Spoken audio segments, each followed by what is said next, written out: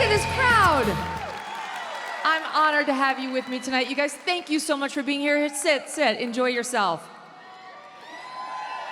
Okay, this one is super special to me for many reasons. I've got my kids backstage, 2 out of 3.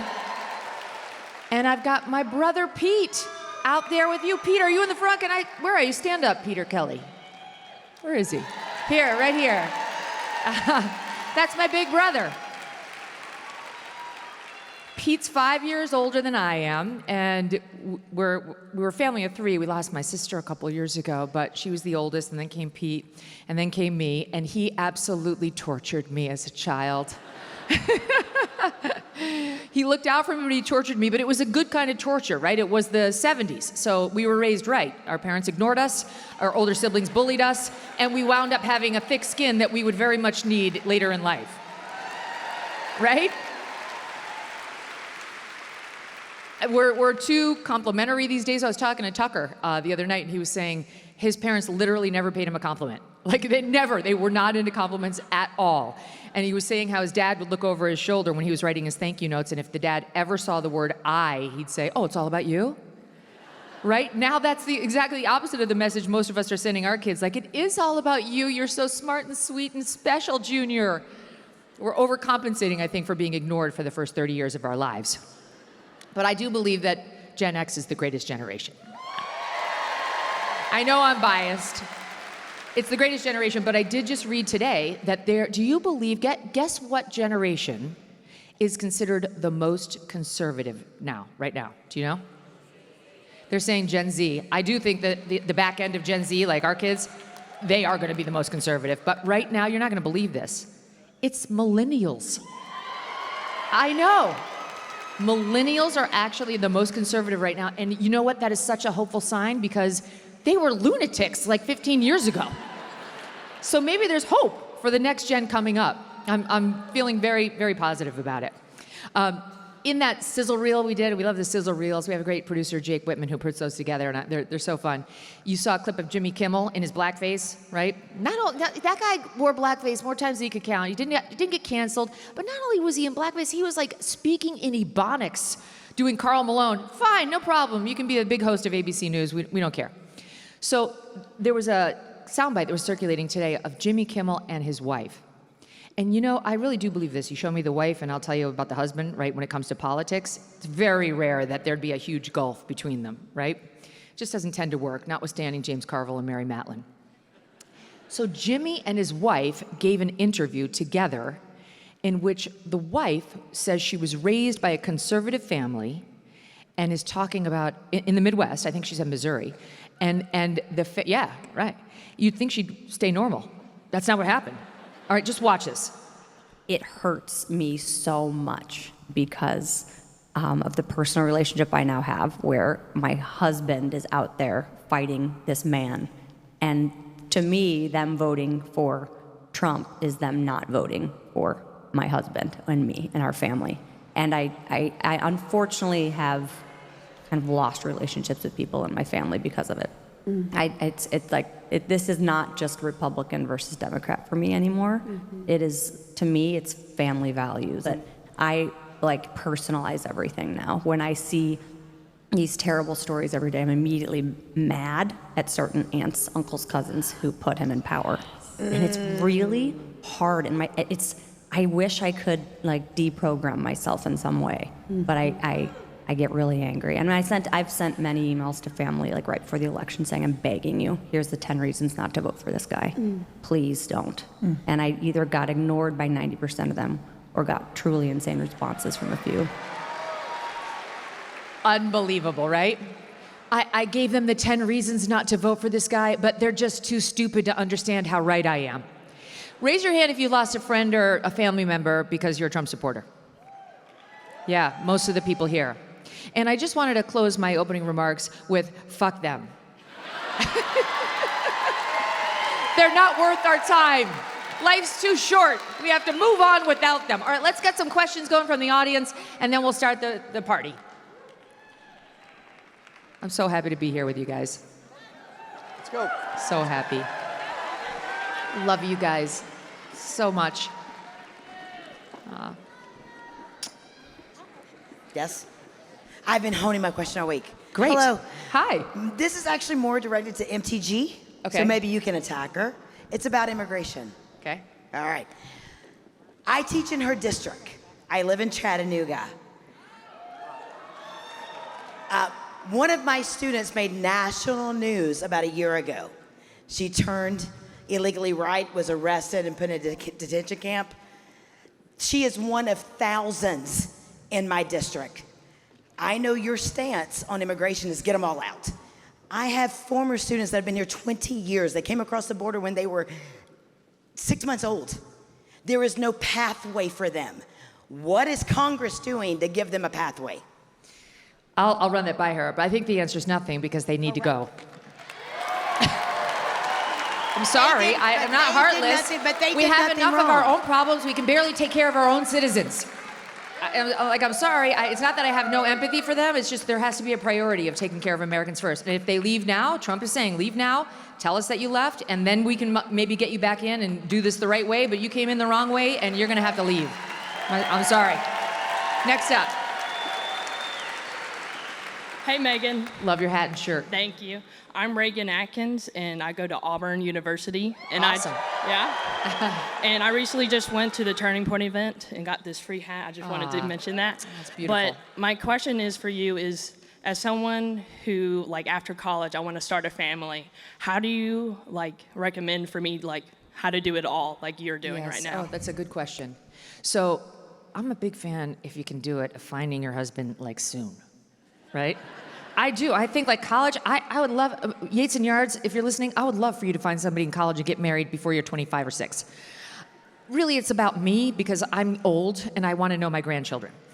But honestly, it is kind of about me, the reason I'm giving this answer, because I didn't meet my husband, Doug, until I was 35. And then we got married very soon. We had kids at 38, 40, and 42, which is like, I'm like Methuselah having children out here. And while I wouldn't change a thing about it, if I could move it back 10 years, I 100% would, because I want all the time I can get with my kids and then with my grandkids.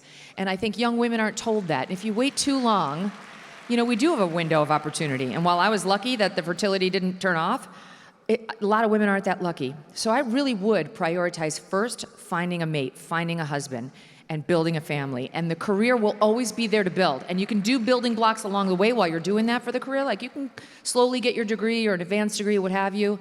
But I think meeting a spouse and having your children first should be first in line. I do have a boyfriend of 4 years. Nice. So I'm hoping. Good. What's his name? His name's Garrison. Garrison, do the right thing. Hi, Megan. Hi. My name is Joshua. My question is, during a recent stop, you had Ben Shapiro as a guest, and he had made some claims about Candace, saying that she had said certain things online, and when he made those claims, you looked visibly uncomfortable because, you know, you hadn't heard that and couldn't Correct. verify that. So my question is, why did you look so uncomfortable in that moment, and have you researched the claims that he made since? Thank you for that. Yeah, no, he said that Candace has been claiming Erica Kirk was behind the murder of Charlie, which I had not heard, and I was taken aback because that seems like something I would have heard. It's so crazy. And I have since learned it is not true. Candace has not made that claim. And in fact, I've now seen several clips of Candace specifically defending Erica Kirk and saying she would never make a claim like that about Erica, and that she is open-minded to other people at Turning Point. That's obvious. She's been making that point. I had heard that point, but she's specifically been defending Erica Kirk, and she's been saying she does not think that of Erica. And in fact, if you read her comments, she's under pressure to make comments about Erica. And so far, what I've seen, she hasn't. So thank you for that question.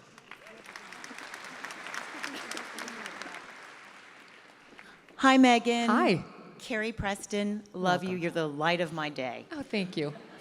Firstly, I'm from Virginia, so pray for me. Oh God. Do not violate a law, for the love of God. I don't Do understand. not want that man predicting no, your future. I don't or handling understand. Secondly, I just sent you a resume. Please look at it. Aw, awesome. You know, we're doing well. We are hiring. I know. I saw. All right. Thirdly, my question is, my biggest fear, and there's a lot of fears, but my biggest one is the Islamic takeover Yes. of the Western Who civilization. feels that way? Yes, right. We're not And- alone.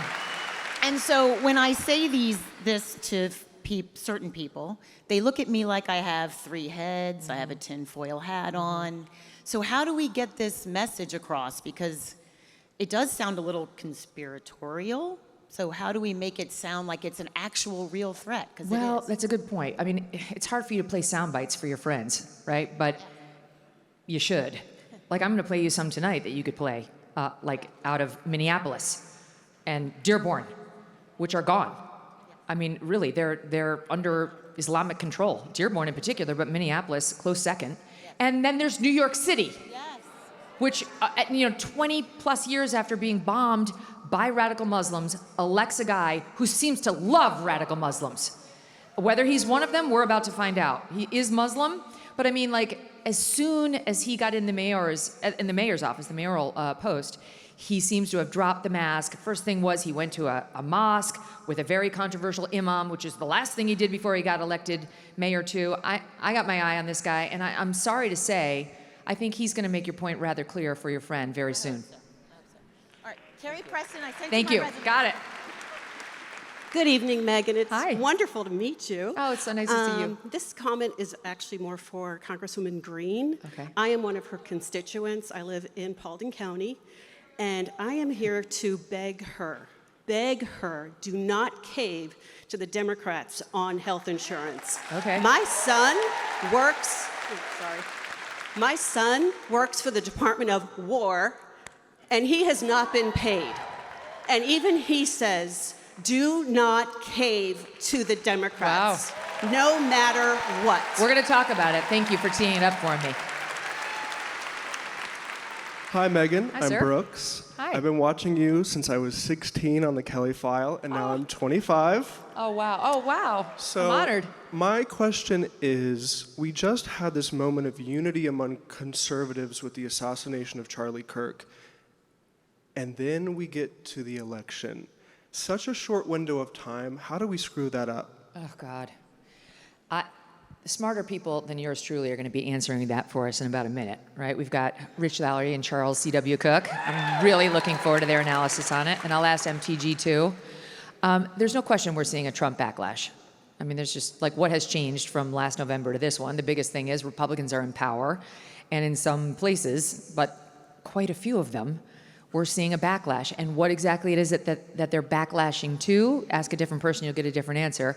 My own belief is that President Trump, while he's accomplished a number of amazing things, has not been laser focused on the economy. And that's the number one issue. And they're feeling it. Thank you. Hi, Megan. Hi. My name is Jenna. My daughter says that we are best friends. You just don't know it yet. I love that. I am basically a brunette, less attractive version of you. And so we need to be friends. I am also a brunette. My question is, my daughter is here with me today, and she's 25, and we're a little at odds for the first time in our lives, because I've raised 3 adult, wonderful conservative children over the Israel issue. So I'm wondering how you think we should be navigating that with the younger generation. Well, that's such a good question. You're not alone.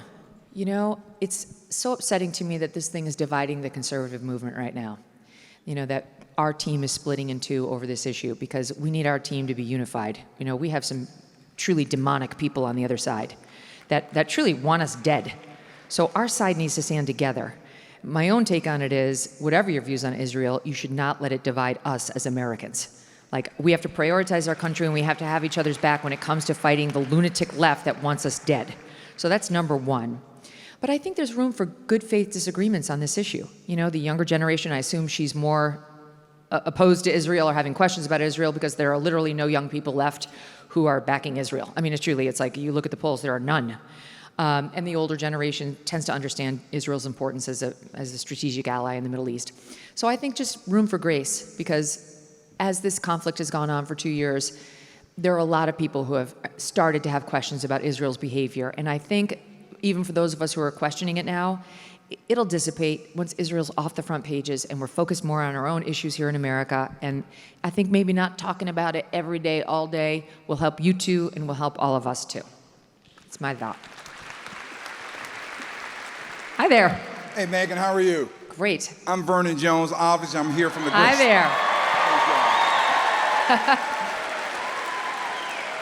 I just want you to know, I believe that you're as solid as Stone Mountain.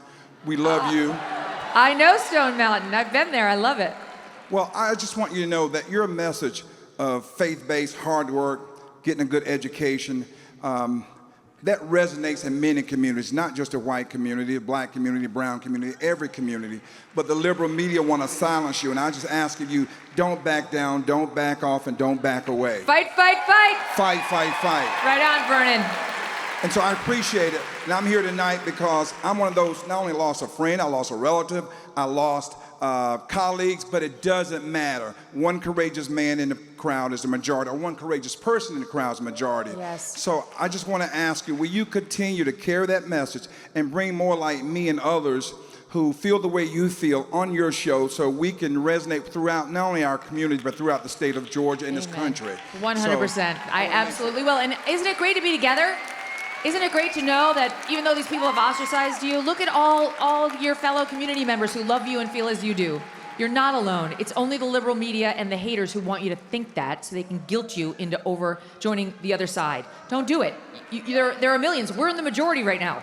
We are in the majority in this country. Hello, go ahead. Hi. Hi, Megan. I'm Erica from the Palmetto State, South Carolina. Very nice. Your interviews are phenomenal. I love watching them. And I'm just wondering, is there anybody your team hasn't been able to get in that seat to interview? Is there someone on your bucket list that either you're excited about or someone you just want to sink your nails into? Yes. Like who do you want to get a hold of, Megan? Yes, there is 100% a person. And she just produced a TV special that goes by With Love, Megyn. Yes. I think we could put it on pay-per-view, and I could probably pay off the national debt. Am I wrong? All right, we'll take one more, and then we got to wrap it up. Hi, I have one question and then Sure. a follow-up question. You got one. My question is, from 0 to 100%, if you were to die tonight, do you know that you would go to heaven? Oh, wow. I like to think I would. I've been thinking about it a lot over the past couple of years, not just since Charlie died, but before that, because I had on Father Mike Schmitz on the show, and he talked to me about how getting to heaven may not be as easy as we'd like to think.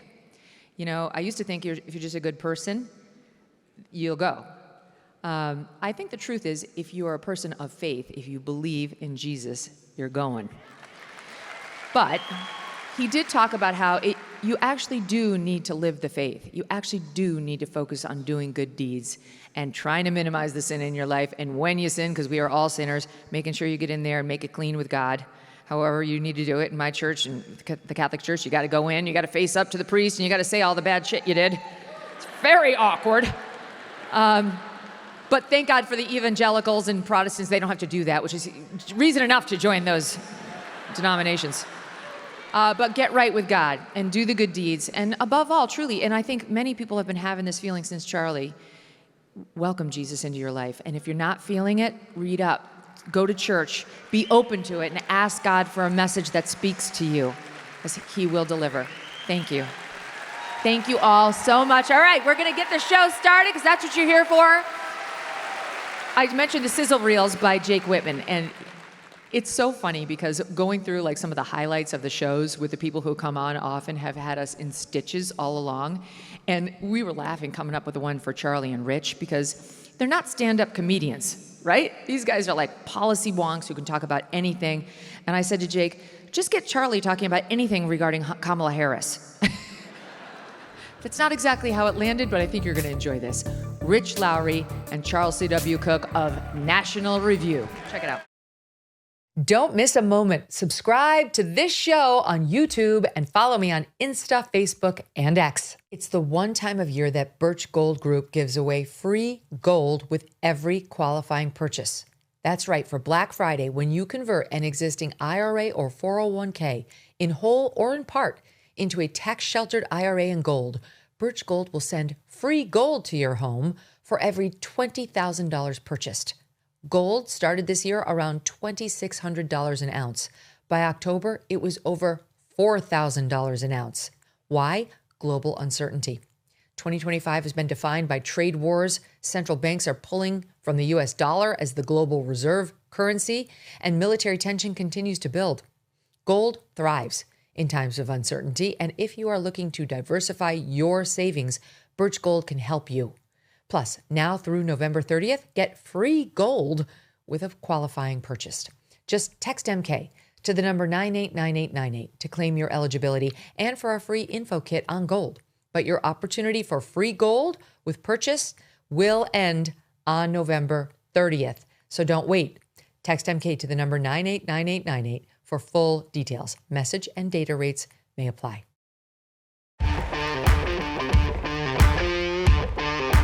Please give a warm welcome to one of the rising stars of the conservative movement, Rich Lowry. From Washington, the McLaughlin Group. What do you think of that? Rich Lowry. With all due respect, Eleanor, you're talking out of both sides of your mouth. An operation, no serious healthcare economist would say Medicare is efficient. Rich Lowry is a busy man. You've seen others try to frontally confront Trump and not having it work. Is it just me, or is that term, I don't like that term, frontally confront. I don't, just take me places I don't want to picture. I would never make an inappropriate reference like that. Yeah, I know, right, I know, never. Tim Walz, to portray himself as this great champion of freedom, it reminded me, Bill Buckley had this old line that liberals don't care what you do so long as it's mandatory. And that's how Tim Walz felt. There is breaking news. I want to weep for my country. What a sense of the moment. To know that what that moment called for was strength.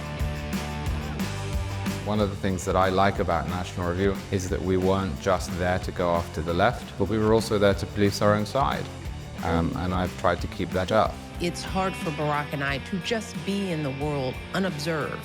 She just seems wildly ungrateful that she has lived this extraordinary American life. The Democratic Party is crazy, and they have adopted crazy positions that people, when they learn about them, just recoil from. Stand by. Fox News just called Pennsylvania for Trump. Whoa. Right. Holy cow, you guys. He's the next president of the United States. Wow. Hey, look what happened. Is this crazy? Rich Lowry and Charles C.W. Cooke, everybody. Woo! Fire!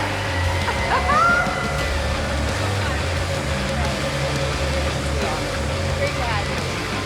Thanks for coming, guys.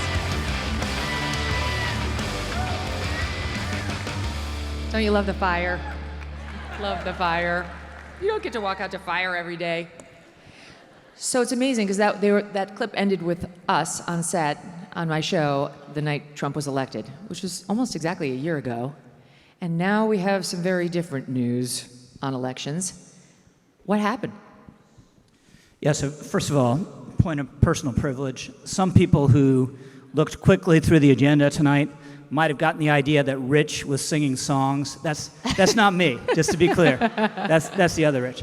Well, I think, Megyn, on that night, when you were drinking champagne out of joy and Charlie was drinking champagne on principle, if you had asked us, okay, does this mean Republicans are going to lose Virginia and New Jersey? Of course.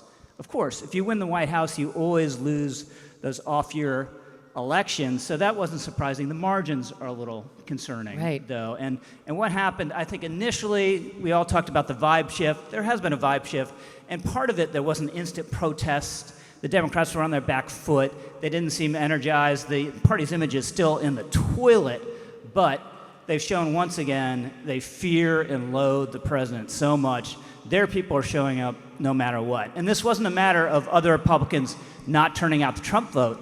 Jason Maioris, who unbelievably and stunningly lost to Jay Jones, the guy who muses about murdering Republicans, he matched Youngkin's vote total when Youngkin won the governorship race, was enough. Citarelli did better in New Jersey than he did 4 years earlier when he got surprisingly close to Phil Murphy and got wiped out by double digits. So a Democratic wave is coming, I fear, one way or the other next year. What is it in response to, Charlie? Do we know? Like, is it the economy? What would you guess it is? Yeah, I think it's the economy. I think that those elections tend to go the other way, always. I think that the shutdown, especially in Virginia, hurt the candidates there. I think that Republicans haven't done a particularly good job in explaining the shutdown. I mean, the Republican position on this is actually very simple. You don't think the sombrero meme got it done? Well, actually, I love the sombrero meme, as you know. I did think that was very funny. But the Republicans have a much better argument, which is we have agreed to the status quo. They're not asking for anything. There's no extortion there. They said, we'll continue as we are, and then we can debate once the government's open. But they haven't stuck to that line particularly well, and I wonder if that's hurt. So now we have Trump talking about the nuclear option, getting rid of the filibuster. Have you guys been hearing about this? Trump wants to do it. He says Trump wants them to get rid of it once and for all so that, you know, minority rights in the Senate would be severely compromised. Not gone. I mean, you still have to get a 51% majority to get legislation through, but we no longer would have to have 60 votes to get a vote on the legislation. This has been bandied about for quite some time now. I know you're against it. There's no way you're in favor of this. You're a strict constitutionalist. But this wasn't in the Constitution. This came about like in the 1800s, and it didn't really become standard practice until the early 1900s, this 60-vote thing. And the argument by Trump and others is if we don't do it now, the Democrats are 100% going to do it just as soon as they get back in power and pass all their stuff with just a 51 majority. So why not? Yeah, I think this would be a mistake. One, the shutdown is going to end, I think probably within the next week or two. Democrats already climbed down. The initial demand was extend these Obamacare subsidies forever. Now it's extend them for 1 year. I think there'll be a deal around, we'll guarantee you there'll be a vote on the Obamacare subsidies, a vote that may or may not happen. But otherwise, what big things does Trump want legislatively? What he really wanted was the one big, beautiful bill, and he got it. Most of the other stuff that he wants to do, he can do unilaterally, right? Whether it's tariffs or blowing up drug boats off the coast of Venezuela. And there you go. We're in the South now. So even Republicans will eliminate it and still lose the House next year, which means it doesn't matter what the vote threshold is in the Senate. And then, God forbid, if you get unified control by Democrats in 2028, you've taken out the one check to them adding D.C. as a state, packing the Supreme Court. And yes, the left will be desperate to eliminate the filibuster, but it doesn't mean they'll be able to do it. There are, there are probably about 10 Democrats who think this is a bad idea and don't want to do it in the Senate. So I just think that the upside is very small as a practical matter. The downside could be huge. And then there's a deeper argument about how our government should work that maybe Charlie can take on. It's supposed to be what is like on the teacup, it's supposed to be like the saucer or whatever. I don't remember the analogy, but the Senate is supposed to be the more somber body where things are supposed to be really hard to get through because they have 6 years in office and they don't really have to respond to the constituents right away. And if we're kind of taking that away if we change it. Yeah, and also the practical point is that anything that the Republicans did now with an abolished filibuster, the Democrats can reverse. So there's a lot of things I would like to see. For example, you do election integrity, and then in 3 years' time, it gets reversed the other way, and they say, actually, you're not allowed voter ID, and then you've set that precedent. But to me, the biggest reason not to do it is the Constitution is supposed to allow a lot of room for the states. Now, we're in Georgia. I think Georgia is a very well-run state. I think Georgia is a much better-run state than, say, California. Well, exactly right, except that the guy who runs California right now, everyone's favorite, Gavin Newsom, wants to be president. So let's assume Gavin Newsom becomes president, and then everyone's other favorite, Alexandria Ocasio-Cortez, becomes a senator. What they want to do more than anything is essentially litigate Georgia out of existence with federal law. And one of the things that stops that, having lost a lot of the constitutional protections in the New Deal, is the filibuster. The filibuster has proven very good at preventing the federal government from taking too much power. I know it's done it anyway, but too much power that you would really, really notice. And I don't want to lose that. Here's what I worry about. Let's say they did it. They don't have the votes right now. The Republicans don't have the votes, but let's say they did it like soon, and Trump started pushing through legislation, boom, boom, boom.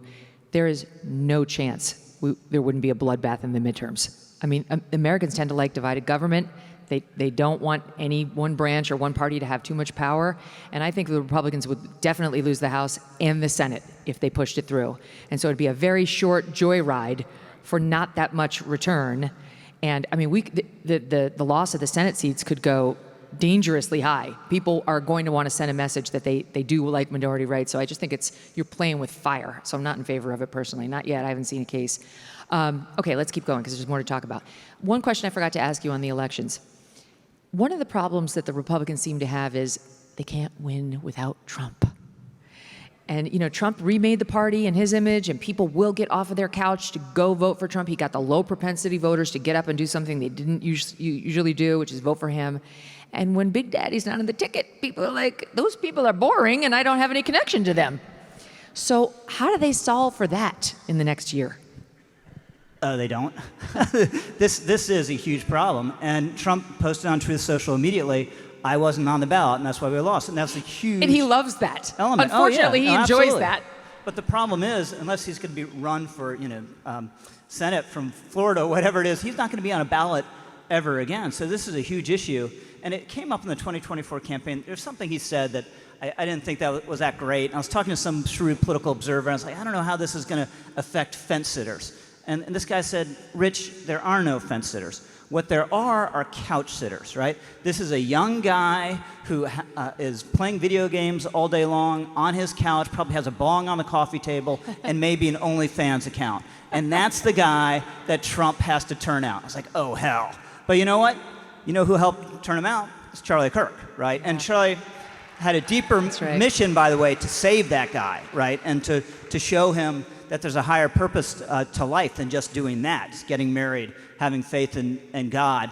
But who else can reach and motivate that kind of young man? I'm not sure who it is. So this is a huge issue for the party going forward. We need better candidates. All right, I want to keep going.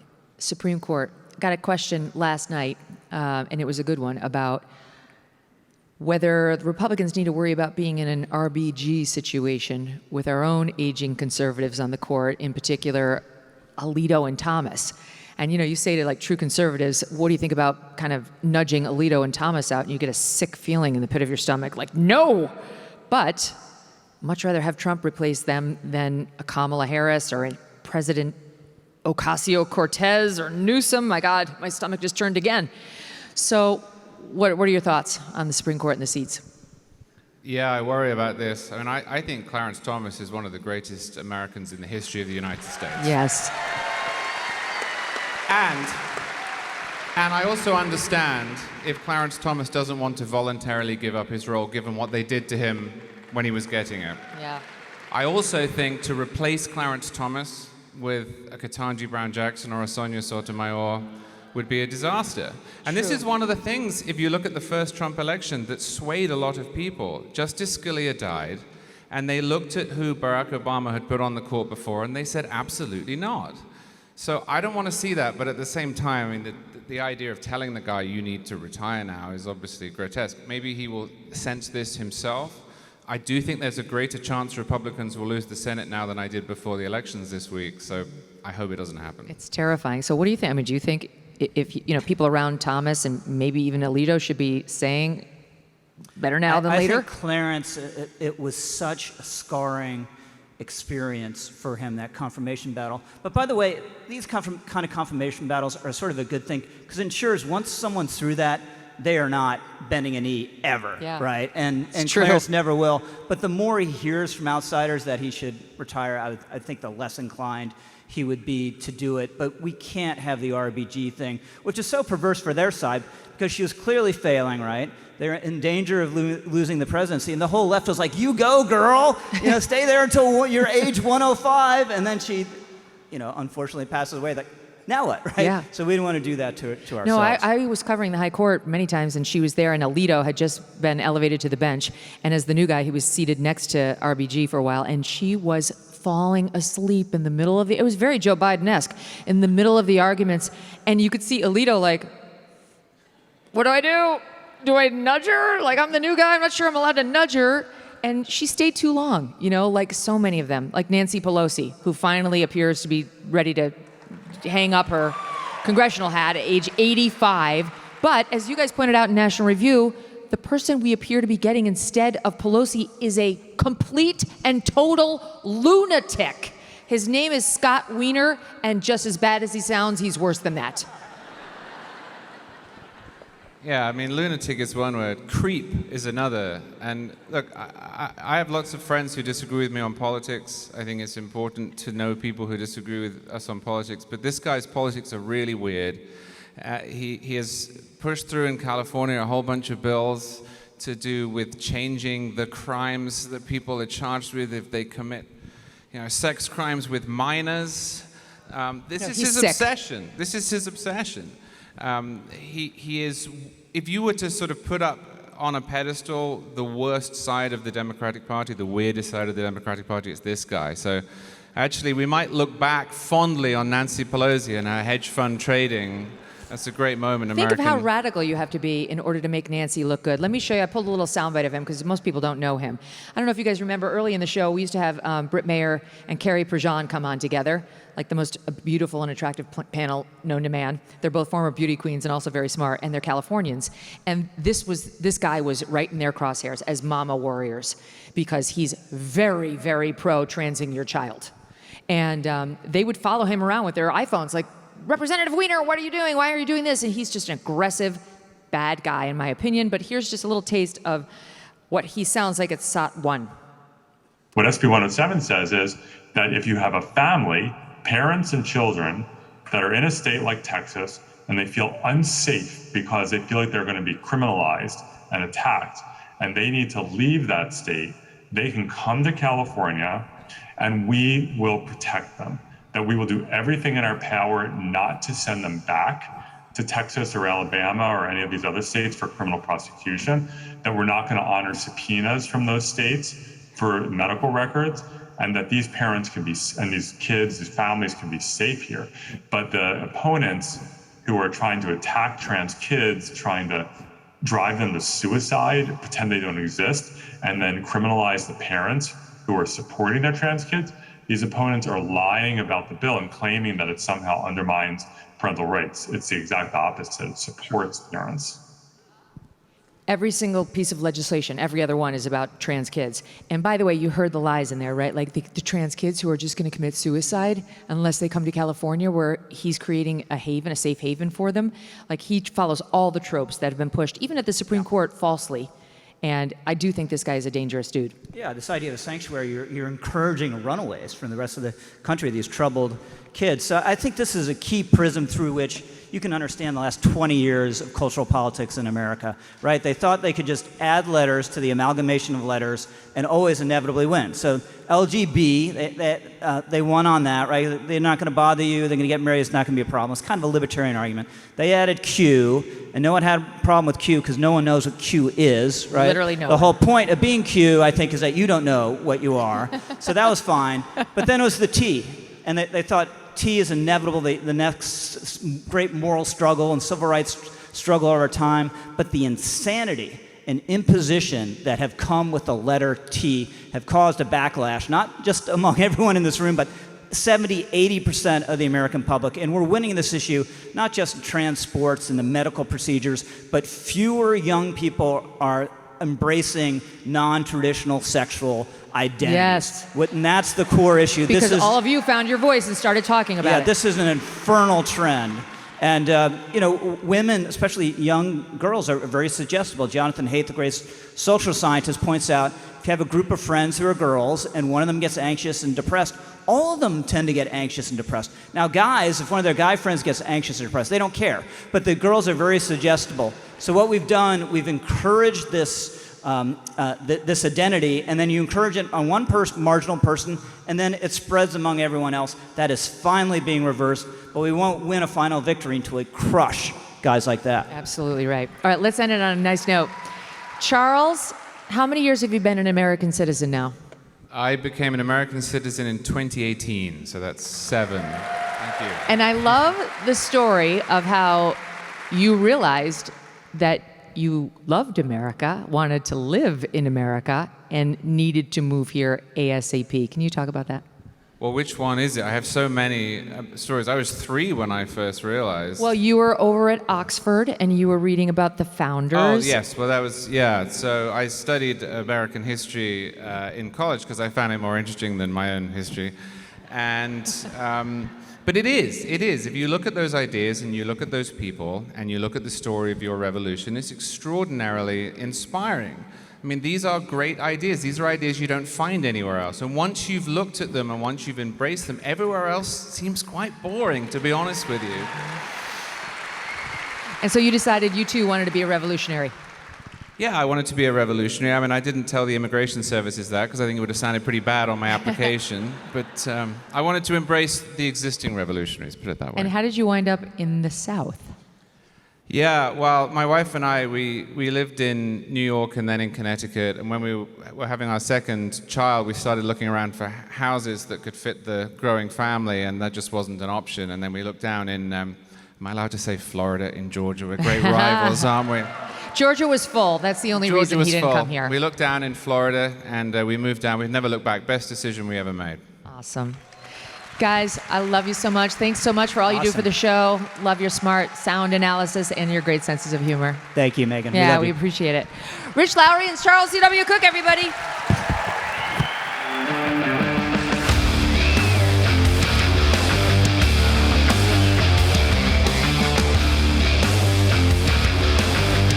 Aren't they so great? Honestly, when news breaks, there's literally nobody I'd rather hear from than those two. More people today are looking beyond the standard approach when it comes to their health, especially in the fight against cancer. Two medications you've probably heard about, ivermectin and mebendazole, are being researched for their off-label potential to support cancer treatment. Studies suggest they may help inhibit cancer cell growth and make certain therapies more effective. All Family Pharmacy makes access to these trusted medications simple. Every order is reviewed by a licensed doctor for safety, and prescriptions are provided when appropriate. It's a pharmacy that believes you should have the right to choose what's best for your health and not be limited by politics or big corporations. All Family Pharmacy offers ivermectin, mebendazole, and over 200 other essential medications, all shipped straight to your door. You want to check with your doctor, of course. Visit allfamilypharmacy.com/Megyn and use code Megyn10 to save 10% on your order. That's allfamilypharmacy.com/Megyn to learn more. Our next guest is so popular here in Georgia that she got several questions when she wasn't even standing on the stage. I don't think Marjorie Taylor Greene needs much of an introduction here, but I think, remember how John McCain used to call himself Maverick? I think she's a true maverick. Hugely popular, self-made, comes from a family that worked construction. All she wanted to do is actually help American citizens in her hometown. She's exactly the idea that the founders had when they thought about citizen congressmen and women, to go to Congress and actually do something. She doesn't spend her time in Washington, D.C. She's not at all the Georgetown cocktail parties. She's down here at the Georgia cocktail parties where she belongs. And she does not care whom she offends, what party line she bucks. She cares about you guys. Watch this. If you had all the death threats I have, you can understand why I feel do. that way sometimes. Oh, you do? I get them from both sides. Oh, yeah, me too lately. Oh, yeah, lately, yeah. People say you are Trump in high heels. Why don't you fuck off? How about that? I think our government deserves it. Here you are without your mask, and everyone else was forced to stay home. You belong in prison. This whole city sucks. And I say enough. I mean, I want to say the F word. You can on this podcast. Oh, good. I was like, fuck it. I'm running for Congress. The first reaction is Marjorie's crazy. Marjorie's extreme. And then they find out, oh, maybe she's not crazy. Let me tell you what AOC has never done. She's never created one job. Are your feelings hurt? Her words down. Aw. Oh, girl, baby girl. Oh, really? I'm dying to ask you about Jasmine Crockett. Oh, boy. I think your fake eyelashes are messing up. No. Total explosion. Bleach blonde, bad built butch body. She's nasty too.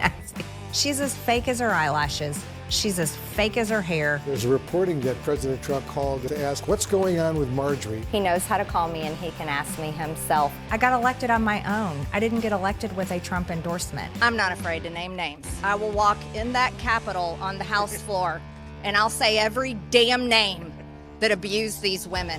He's going to get mad at you for saying that thing about the Epstein file. I'm a mom. I'm going to be 1,000% fighting for them over any politician and any party.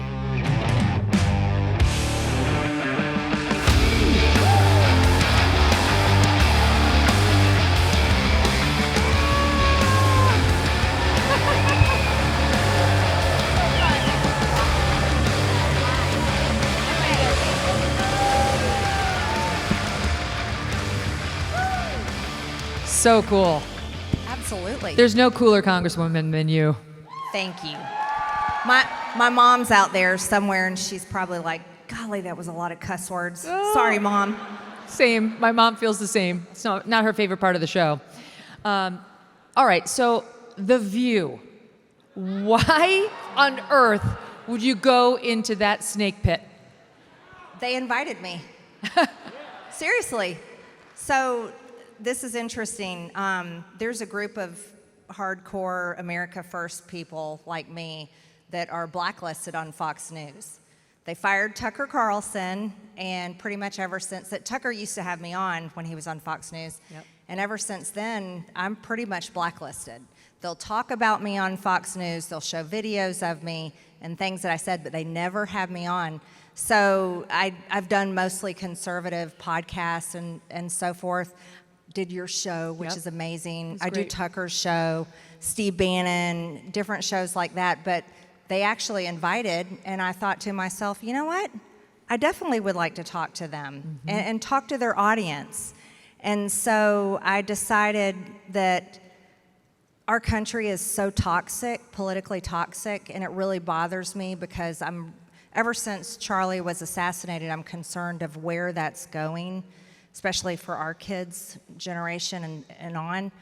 And I'm a Christian, and I pray the Lord's Prayer every day.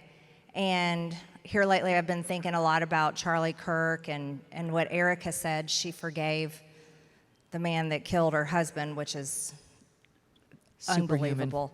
But I've been thinking a lot about how we say, forgive us our trespasses as we forgive those who trespass against us. And we can say those words, but if we're not willing to live them in action, then we're not doing what we're supposed to do. So I've kind of changed my outlook. Thank you.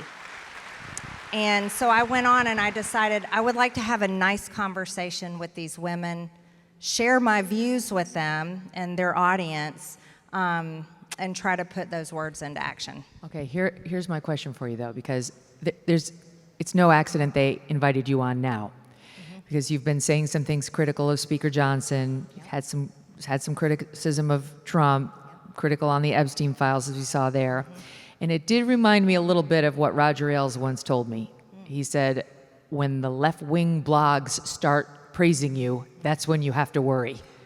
Yeah. So do your constituents need to worry that you're moderating over to the left side? No, that's impossible, everybody.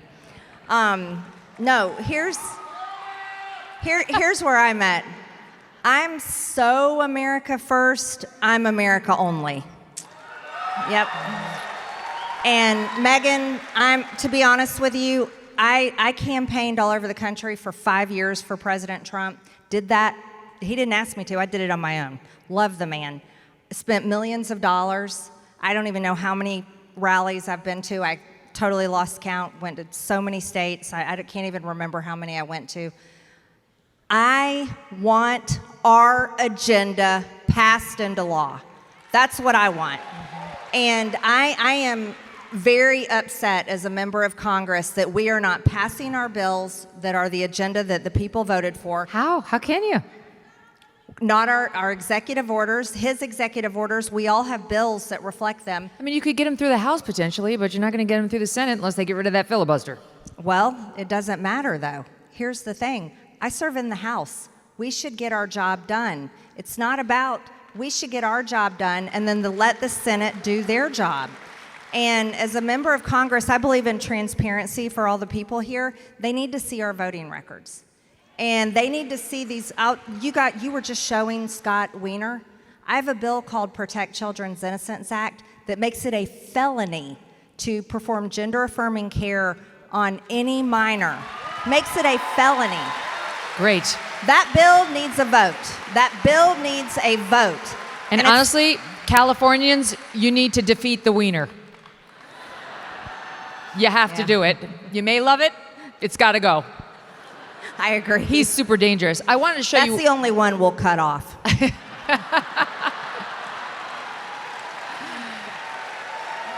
I wanted to show you one thing. I know you know how ridiculous and awful the left can be. You definitely know this. But Sunny Hostin, you know, she has you on over there. She is Sunny Hostile. She really is. No sooner as you leave, and you did them a favor. You spiked their ratings. You let them sort of telegraph to the United States that, okay, we'd entertain a conservative here. And no sooner had you left than she went out there and started ripping on her. Here's a little bit of what that sounded like. I don't think she's changed. I did ask her, are we seeing an evolution? And she specifically, I think, responded, no, I'm the same person. So, you know, she's a big age. She's in her 50s. And so I think at a big age, in my experience, people don't change, but they may behave differently because they want something. Yeah. And I think she aspires to higher office. Perhaps it's the Senate. Perhaps it's even the presidency. I don't know.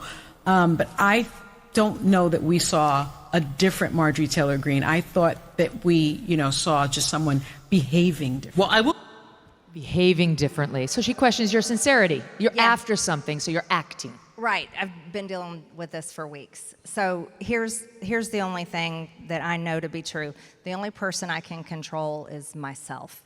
I can't affect anyone else's words or opinions of me, but I very much know who I am as a person. She's right. I am at a big age. I am. And when you get to be in your 50s, you know who you are. Oh, I call them your fuck it 50s. Yes. And this is who I am. That's right. Exactly. And here's the deal. I ran for Congress in 2020 extremely angry at Democrats and Republicans. And I was mad at Republicans because they never follow through and put into action the things they promise. And I'm sick of it. I really am. And so for me, this is our one-time opportunity, Megyn. We got this one shot. And I feel like our majority is being ruined. I really do. By what exactly? Inaction. I voted to fund the government on September 18th. And then guess what? We haven't been to work since. But whose fault is that? Mike Johnson's. Why? He's told us not to come back. He's keeping the House out of session. All the American people are working every single day. Chuck Schumer. You don't think it's related to the shutdown? Chuck Schumer's in the Senate, everybody. Yeah. Mike Johnson is in the House. He's the Speaker of the House. And he can bring us into session where we can be passing our bills. We can have our committees at work. We can be working on getting rid of Obamacare and saving the health insurance crisis that we have. Let me ask you about that because some people have said, okay, it sounds great, get rid of Obamacare. Most people hate it. But have you proposed anything specifically to replace it? So here, let's talk about Obamacare. It was passed in 2010, and then it went into effect in 2014. 2014, my family's health insurance policy went from $800 a month to over $2,400 a month. Destroyed our health insurance. Destroyed the industry. Many companies went out of the market. There hasn't been competition in the market since. And then we saw in 2021, the Democrats passed the ACA tax credits. What did that do? That has skyrocketed costs, and they expire this year. The Democrats did that. Everyone needs to understand that. They basically artificially lowered the cost of Obamacare. Okay, hold on over there. We can't hear you. I'm doing this interview. They lowered the cost of Obamacare with these subsidies to try to make you think it's less expensive than it is, and those are about to expire. They pay the insurance companies directly. So the tax credits, they don't go to the people, they go directly to the insurance companies. But you see, Trump today was suggesting we should change that and that he should give the money right directly to the people and not to the insurance companies. I think we have to do more. I think we have got to do more. What specifically? Well, we need to build the off-ramp off of Obamacare and off of the tax credits. Do we need a new health care plan entirely? Do we need Trump care? What do we need? We need to empower HSAs. We need to empower associations where groups can join together and get lower costs. Companies like Costco, Amazon, they could mass sell health insurance plans, and that would lower the cost. PBMs, we've got to cut out the middleman, and we really need price transparency. People, you need to know how much it costs when you go to the hospital for a surgery, when you, any procedure you have, you shouldn't go in and have that and then have bills just keep coming for months and months. Yeah, they're with you on that, that's for sure. Yep. We need competition. So what about Epstein? What's going on? Because the left, if you tune in to CNN or MSNBC any day right now, they think the whole government shutdown on the Republican side is because they don't want to do any work because they don't want to have any votes on Epstein. Right. What do you think? I tell you what, I've started to question, is this why we're not in session? Really? Yeah. This is that the discharge petition is sitting there. Explain that. So everyone, for how many years now, all of us have been calling to release the Epstein files. And Thomas Massie entered a resolution to release it. Yeah. And I'm a co-sponsor. I want to release the Epstein files. And it's been blocked over and over, unfortunately. And so there's a discharge petition. So just so you know, as a member of Congress, I cannot force my bills to the floor for a vote. Only the Speaker can decide to bring a bill to the floor for a vote. And so when the Speaker is refusing to bring a bill forward, if 218 members of Congress get together and all sign a discharge petition and we put our name on there, it overrides the Speaker and it's forced to the floor for a vote. So right now there's 217 signatures. And there is one... Mostly Dems. Yeah, mostly Dems. There's only 4 Republicans, Thomas Massie, myself, Nancy Mace, and Lauren Boebert. We're the only Republicans on the discharge petition. Why are they so averse to it? Well, there's a lot of information that's coming out of our oversight investigation. I also serve on the oversight committee, so I'm involved in that investigation. And there was a batch of emails released just recently that showed that Jeffrey Epstein worked closely with Israel on different military contracts, their intel agencies, Mossad, and so forth. I've been reliably told you're anti-Semitic if you say that. Yeah, that's like the thing, but MAGA cannot override MAGA. And I can criticize any foreign country that I want to because I'm an American and I have free speech. MAGA being Make Israel Great Again. Yes. And it's not anti-Semitic to criticize a government. It's not. And it's not anti-Semitic to talk about Jeffrey Epstein and his ties with any foreign country, whether it was Israel or the UK or the United States, that's not anti-Semitic. And it's not hating on anyone. I certainly don't hate anyone, but I definitely am concerned about any foreign country's influence on our own, especially when it comes to members of Congress. You got some agreement out there. What's the number one thing you'd like to see change in the House right now? You would like to get back to work? I want to get back to work. I want to pass the agenda that we campaigned on. I desperately want to do that. That's the only thing I want to do. Everybody's talking about Marjorie Taylor Greene wants to do this. Marjorie Taylor Greene wants to do that. The only thing I want to do is get to work and pass the agenda that everybody voted for. And that's America first. And that is what we should be doing. No more foreign aid, no more foreign wars, no more sending your monies overseas. We need to fix our health insurance. We need to work on the cost of living. It is extremely expensive. Yep. And the most important thing we can do is continue to create a future for our children. Now, not everybody believes that these are earnest goals. Your good friend AOC, oh baby girl. Oh yeah. She has a theory about why you're pushing in this way to improve people's lives with specific agenda items, whether they're good for everybody or just the right or just the left, what have you. Here it is in SOT 10. Here's some tea for you.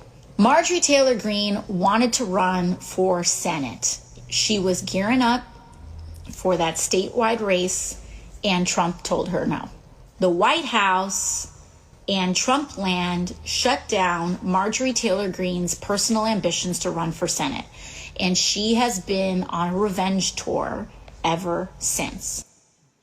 Confirm or deny? Completely deny.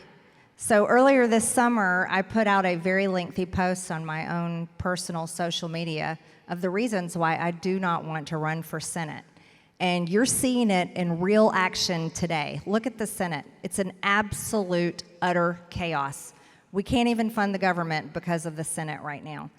And because of the filibuster, the 60-vote threshold, nothing can get passed. And it's uniparty control for forever. And that is seriously... Are you in favor of abolishing it? I told President Trump several months ago on a phone call that the senators, the Republicans, we have 53 seats in the Senate. 53. They can do anything they want if they abolish the filibuster. And let me tell you why. In 2022, the Democrats, Chuck Schumer led them to abolish the filibuster. They tried to do it. You guys remember that? They tried to do it when they were in power. To pass their Voting Rights Act, which, by the way, we would have never won another election if they had passed that. The only reason they didn't get through it was Kristen Sinema and Joe Manchin. Guess what? Kristen Sinema and Joe Manchin aren't there anymore, Megyn. So it doesn't matter if we're like holier than thou and we don't abolish the filibuster. They're still going to do it when they get the opportunity.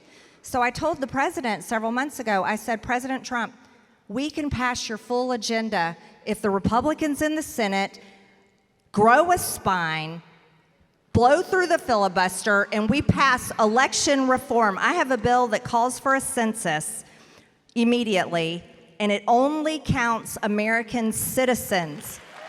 And that shouldn't be controversial. It should be done. And it redraws district lines all over the country with only American citizen count. You talk about doing something for America, that would save our elections. There's so many bills so many good Republicans have. And if we would blow through that filibuster, we can literally save this country. But I don't think they're going to do it. I don't think they have the votes right now. No, there's about 20 Republicans that won't do it. Yeah, and you're going to need all of them. Well, you're going to need at least 50, and then JD Vance could break the tie. And speaking of JD Vance, he's America first. Would you say he's first in line for 48? Let me tell you, I was the first member of Congress to endorse JD Vance when he ran for Senate. I was first, before Donald Trump. Wow. I endorsed him. I love JD. I definitely think he's got a great shot. I hope so. And who do you think he'd be running against? Oh, and the Dems? Do you think your friend Sandy Cortez? Maybe. She might jump out there. Could she do it? Are we underestimating her? Some people say we are. Well, let me tell you, I don't have a lot of respect for AOC. Think about it. Would anybody in this country, and I don't know, maybe I'm underestimating her, she's never accomplished anything. She was a bartender, and then they made her a member of Congress. She had a massive machine behind her. She's never been married. She doesn't have children. She's never run a company. Like, is that someone that belongs in the White House? She's just good at social media. Yeah. I don't know. Now, who if you had to back one, would it be AOC or Jasmine Crockett? Oh, my Lord. You have to choose. You know what? I'm a little concerned that we could see, like, Mom Donnie, maybe. Oh, God. He wasn't born here. It can't be him. Well, that's true. Yeah. I don't know. I don't know who it's going to be. There's going to be a whole slew of them. Same on our side. There's going to be a ton of Democrats run. There'll be a ton of Republicans run. So why do we have these congressional Kardashians like AOC, like Jasmine Crockett? What is it about our system that keeps attracting these people who just want clicks? I don't know. You know what it is? Let's talk about it. Like, look, Maxine Waters is like 82 or something. It's just a perpetual paycheck. Nancy Is it only Pelosi. She's only 82? My God. Maybe she's more. I don't know. She seems like 102 at least. She could be. Do y'all see that CNN appearance she did, that hit? Where like the wig is off, it's like crooked, and she can see herself in the monitor. She's kind of moving it. You're like, oh God, no, pat the weave. Anyway, keep going. Jasmine, your friend Jasmine. She's something else. She your least favorite in the House? She serves on the Oversight Committee with me, and she serves on my Doge subcommittee. Like when you pass her in the halls, actually, what's that like? I let her talk. I think the more she talks, the better it is for us, let me tell you. Yes. Just let her cook. Let her go. I hear she's very good to her staff. Oh, yeah, there's a lot of rumors about that. Tell us about the pillow. Well, okay.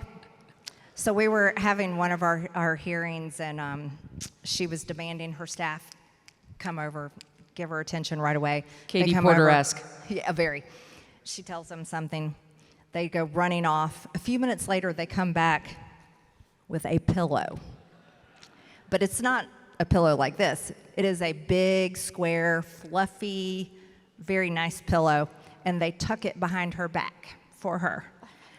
And I was sitting there, and I'm looking at it, I'm going, what am I looking at? So I took a picture of it. I actually have a picture of it. But one of the things she does is she always has one of her male staffers carrying around her giant handbag. And yes. There's rumors that they have to fetch her dry cleaning and all kinds of stuff. Isn't she only in her 30s? Why do you need the big pillow and you can't carry your own bag in your 30s? I don't know. I think she's in her 40s, upper 40s, I think. Okay, all Yeah. right. Well, she just I don't know. acts like she's very, very immature. Yeah, well, I don't know. Maybe perimenopause. Yeah. All right, so you're saying not now. You're not aspiring to a higher office right now, but not ever? Because I think you actually would make a great president. Well, thank you, Megyn. That's very sweet. I think your I don't give an F attitude is exactly what we need. Well, I appreciate that. I do. But let's think about, what does this look like for fundraising? I've burned down the military-industrial complex. I've burned down Big Pharma. I'm burning down the health insurance companies. I mean, if I can get how many, 10 million Americans to throw in like $100, maybe I have a shot. It sounds like Trump to me. That's what it sounds like. Same model, right? No one controls you. You'll get there your own way. Whatever happens, you have a very bright political career ahead of you. Marjorie, thank you. Thanks for everything. Thanks for being on, a straight shooter. Thank you. Marjorie Taylor Greene, everybody.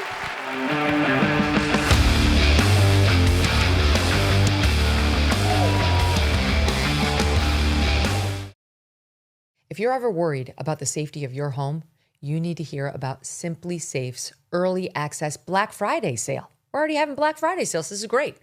Traditional security systems respond after somebody has broken into your house. It's a little late. Simply Safe is different. It can stop crimes before they happen. It's like Minority Report, only in real life, with Active Guard outdoor protection.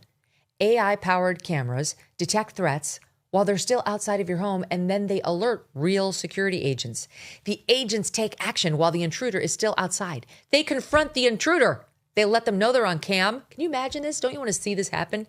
They alert cops, and it even triggers a loud siren and spotlight if needed. Busted! Simply Safe's agents have your back even if you are not there. There are no long-term contracts. Those are annoying. No hidden fees, even more annoying. And you can cancel at any time. Simply Safe has been named Best Home Security System by U.S. News and World Report 5 years in a row now, and they offer a 60-day money-back guarantee. Don't miss out. Simply Safe's biggest sale of the year. 60% off a Simply Safe home security system at simplysafe.com/Megyn.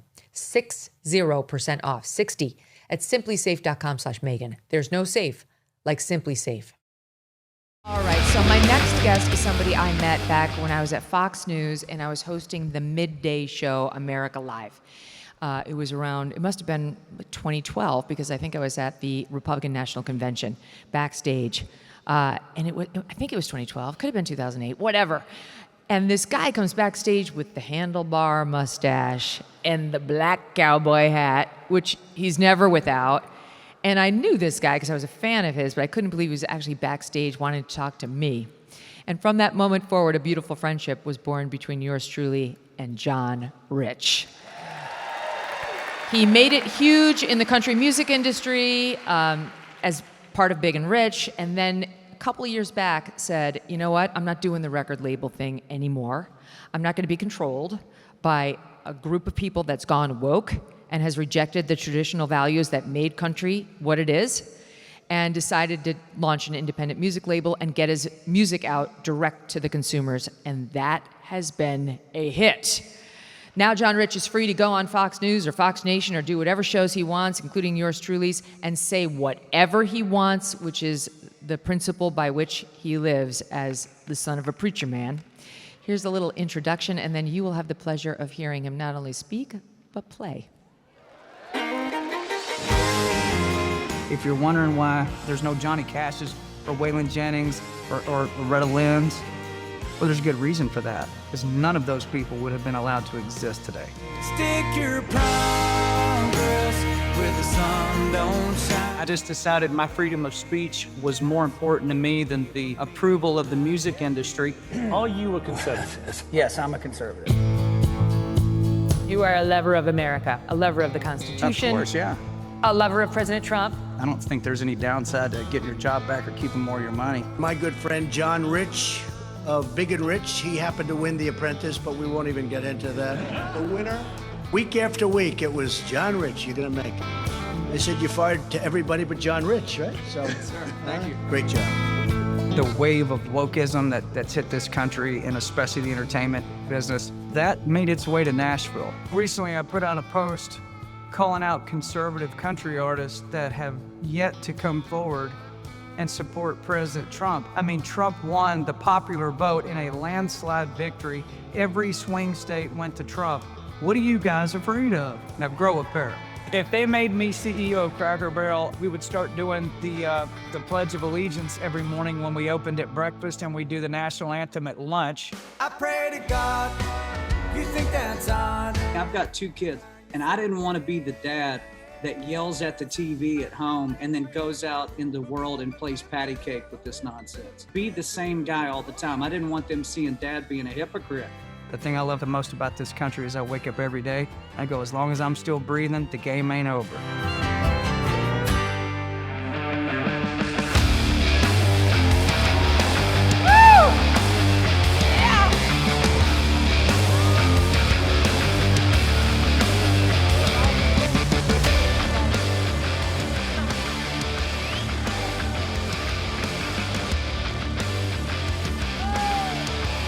Literally the coolest man I know. There was a picture up there of yours truly at a John Rich concert, a Big and Rich concert, and that was after John gave me a beautiful Gibson guitar with my name stenciled in mother of pearl on the neck. And I almost brought that guitar here just to show you that I still have it and it's rather unused. And I should have, John. Tell him what happened. Okay, so first of all, how y'all doing down in Georgia tonight? Y'all feeling good? Country music territory. Yeah, so Megyn, I was trotting up onto the stage to do a sound check. I had a Gibson J45. It was the Music Mafia edition, covered in rhinestones, the entire thing. Brought it from Nashville, and the last step right over there, the very end of my boot caught that last step, and I fell flat on my face, and that guitar slammed down on the stage, and the headstock broke. We have a picture. Off of my Gibson. I mean, it smashed my guitar. Oh, look how sad that is. It broke it in half, and I said, well, I guess I'll sing a cappella tonight. We would have gladly taken Which that. I would have done that. Yeah, you could do that. But your crew was so good that they actually rounded up a guitar within about an hour. I had another guitar in my hands, and it's right here. And here she is, and I don't know her very well. I feel like I'm cheating. But thank you for pinch hitting. Yeah, absolutely. It does have some Chinese tuner keys up here, but but it's okay. We're gonna bend this guitar's will to Americanism tonight. Yeah. We're gonna bend its will. Do you think it was the traditional country music labels that foiled your trip up those stairs? Because I don't think they're too happy that you've managed to make it without them. Oh man, they hate me, and I hate them too. Yeah, it's crazy. How did country go woke? Country went woke when Nashville started firing the original guys that built, and ladies that built our music, and they started hiring people from California and New York.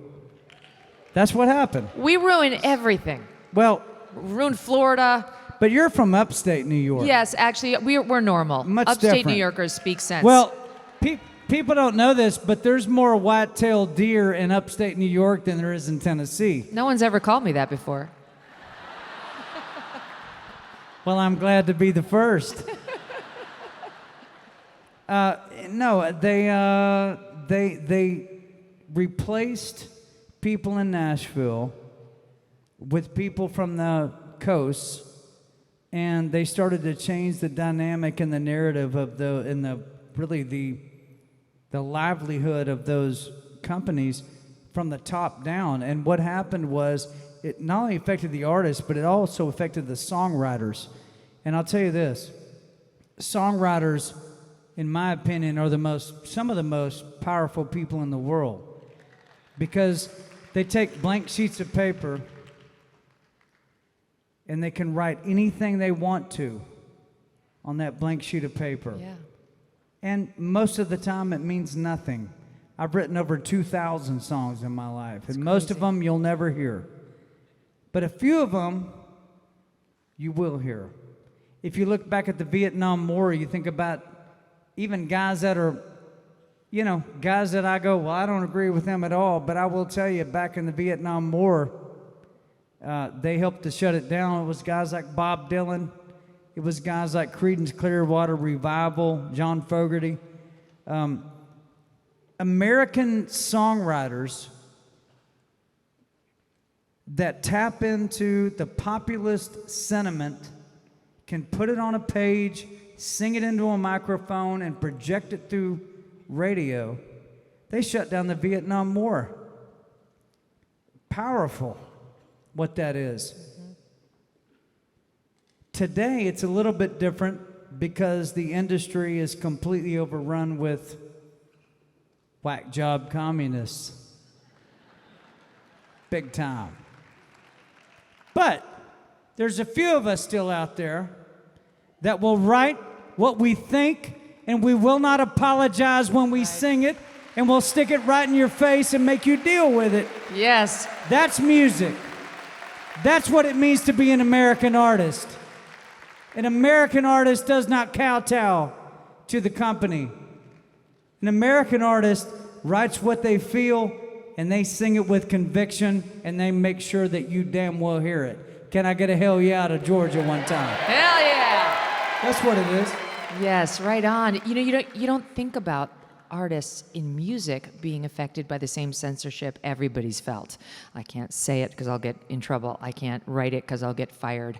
And to think that of all industries, country music, which is right in the heartland, it comes right from the beating heart of America. It's beloved mostly by conservatives who tend to vote red, that industry could be corrupted by these people and still manage to sell any records is baffling to me. Did it hurt sales? Did the industry suffer? Well, so I can tell you when I made the move, I lost country radio and I lost the record industry because they're conglomerates now. So when I showed up on the scene, you had all these record labels that were independent, still big companies, but independent. And then here comes Sony, Universal, and Warner Brothers. So between Sony, Universal, and Warner Brothers, 95% of all record labels are owned by those three companies. And they are run by people who are woke ideologists who understand who the audience is. Oh, they get it. They know who it is. And so they sign artists that they think will speak to that audience. But they put guardrails around them and go, you can only go so far with what you're going to say. For instance, Megyn, you would never hear, I got a shotgun, a rifle, and a four-wheel drive, and a country boy can survive. You're not going to hear that on country radio today. You're not going to hear, I shot a man in Reno just to watch him die. No, you're not going to hear that either. You're not going to hear those kind of lyrics on country radio because country radio is owned and operated by woke, liberal, crazy people. It's amazing. So it comes incumbent upon us, the ones of us that don't have contracts. I got no contract in the world with anybody. Can I get a hell yeah one time out of Georgia? Yeah. Hell yeah.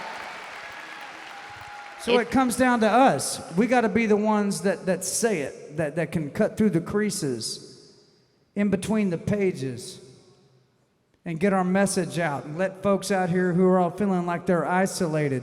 You know, the main thing they've done to us, Megyn, is they have made us feel like I'm the only one that's thinking that way. Mm-hmm. But then that song comes out. That song comes out. And everybody says, yes, I feel like that. Yeah. That's when you see some unity starting to happen in our What does country. that feel like, John? You pick up that guitar, you get your 6-string. It's my borrowed. And you sing, I say and you sing all the things that they don't want you singing. And you project that message out into the world, and you know it's resonating, you know they're listening, and you're touching something deep inside of them. What is that like?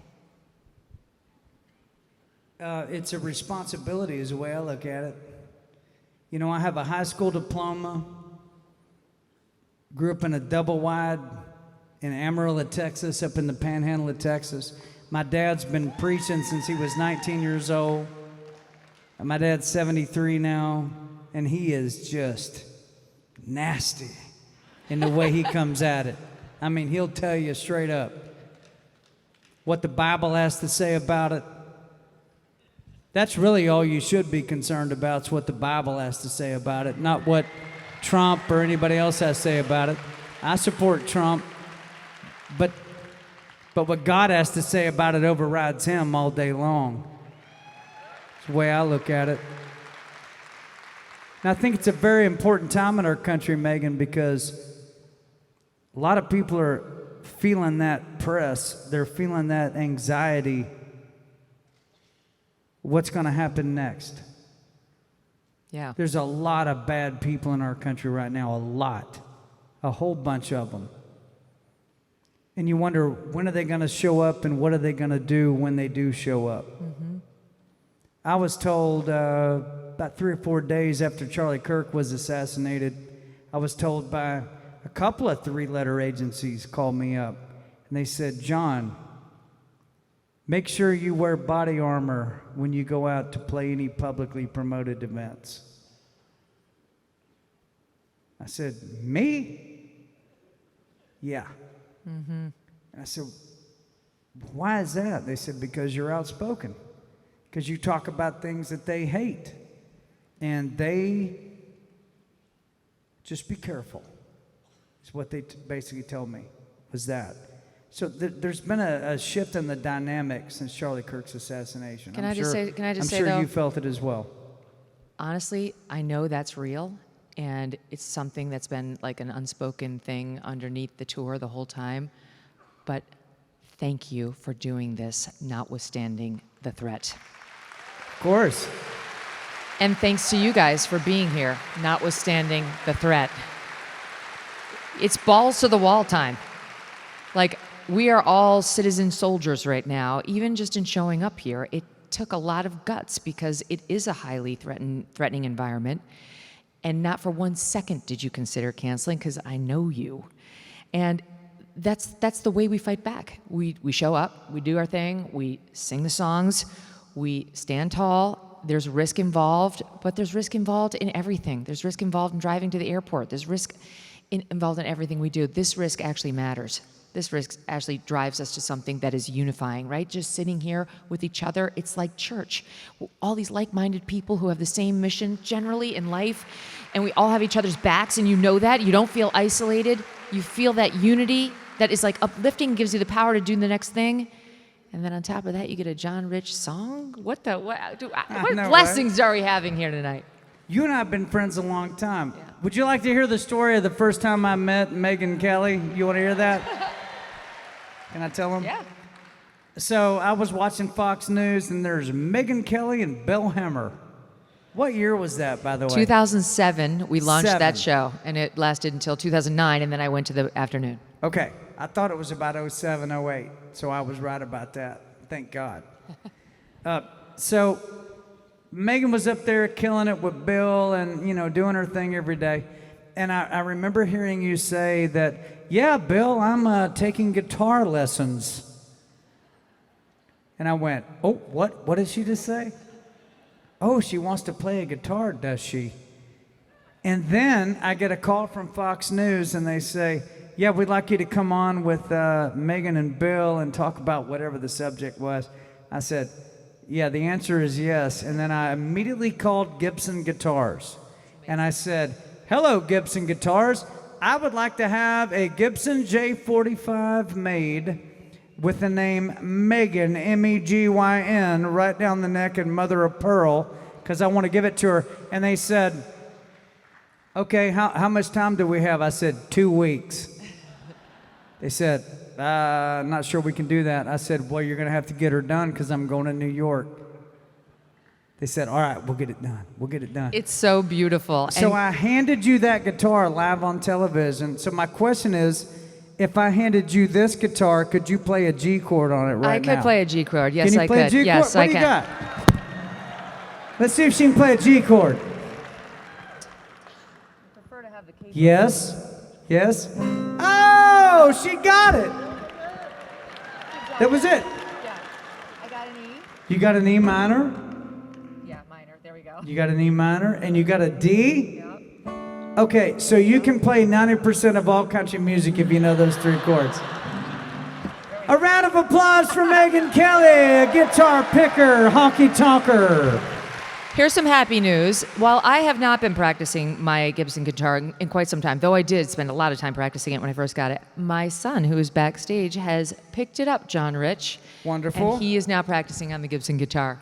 Well, I'm happy and sorry for you at the same time, because Lord knows what happens next. Maybe you could do us the honor of showing him what that practice could turn into. I would love to. Would you like to hear some John Rich music? I would love to do that. I'd love to hear something. Whatever you want to play. What do you want to play? You want me to play? Could you? Okay. All right. So I busted my guitar. This is the backup. Thanks to your team for bringing me one. There are Chinese parts on this guitar, so it doesn't work as good as the American version. Can I get a hell yeah one time? Let's see what you can do with the Chinese version. So, being that today is the 60th anniversary of November 8th, 1965, I just want to sing this song. Me and my friend Big Kenny of Big and Rich. Yeah. Big and Rich, yeah. Woo! We wrote this song after we met this man in the great state of South Dakota, Deadwood, South Dakota. We went all the way back to Vietnam with him. The only thing he had from that battle was he still had the boots that were on his feet. They cut the boots off before they put him in the hospital, and somehow or another, he wound up with them. They were covered in mud, covered in blood. He was one of 3 that survived that day. And there's a big song in the big and rich world called The 8th of November. And so I wanted to sing this song and dedicate it to all of our veterans tonight, all of our active duty, all the boys and girls overseas in harm's way, and the 13 plus that never came back from Afghanistan. And we know that is total horse shit. We will never get over it. We will never forgive you for that, ever. I want our veterans to know that the civilians feel your pain. We appreciate you. We appreciate you. Your sacrifice means something to us. So I'm going to sing this song on nothing but a microphone, not my backup Chinese guitar. I'll leave that for Save a Horse, Ride a Cowboy here in a minute. Huh? Said goodbye to his mama as he left South Dakota to fight for the red, white, and blue. He was 19 and green with a new M16, just doing what he had to do. He was dropped in the jungle where the choppers would rumble with the smell of napalm in the air. And then the sergeant said, look up ahead. Like a dark evil cloud, 1,200 came down on him and 29 more. Well, they fought for their lives, but most of them died in the 173rd Airborne. On the 8th of November, the angels were crying as they carried his brothers away. With the fire raining down and the hell all around, there were few men left standing that day. Saw the eagle fly through a clear blue sky in 1965 on the 8th of November. Now he's 78 and his ponytail's gray, but the battle still plays in his head. And he limps when he walks, but he's strong when he talks about the shrapnel they left in his leg. He puts on a gray suit over his airborne tattoo as he ties it on one time a year, and remembers the fallen as he orders a tall one and swallows it down with his tears. On the 8th of November, the angels were crying as he carried his brothers away. With the fire raining down and the hell all around, there were few men left standing that day. Saw the eagle fly through a clear blue sky in 1965 on the 8th of November. Said goodbye to his mama as he left South Dakota to fight for the red, white, and blue. He was 19 and green with a new M16, just doing what he had to do. Wow. Woo! Woo! Wow.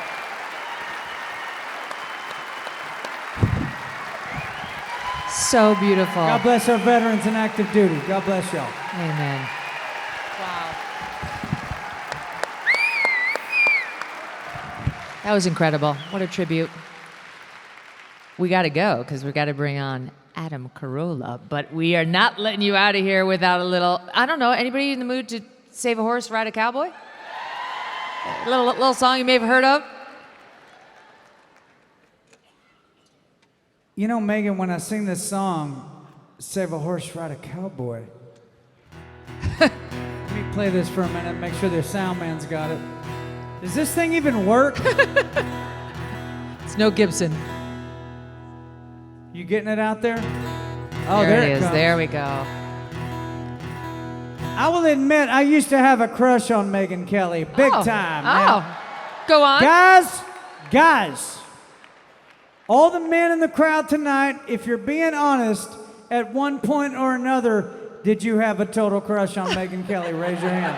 Yeah! Big time in the front row. You better watch it. My big brother's here. Give me some more guitar. I'm going to tear the strings off this Chinese sucker. You know. This might be the greatest thing the Chinese ever gave us, a guitar to sing on Megyn Kelly's show tonight. Here we go. This is one of the dumbest songs ever written in country music. But it caused a small baby boom in the early 2000s. Can I get a hell yeah? Hell yeah! And it goes like this.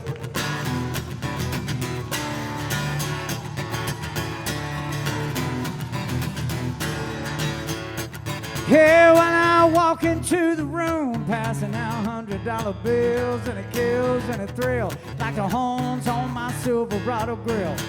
High by the bar, triple round a crown. Everybody's getting down at this town.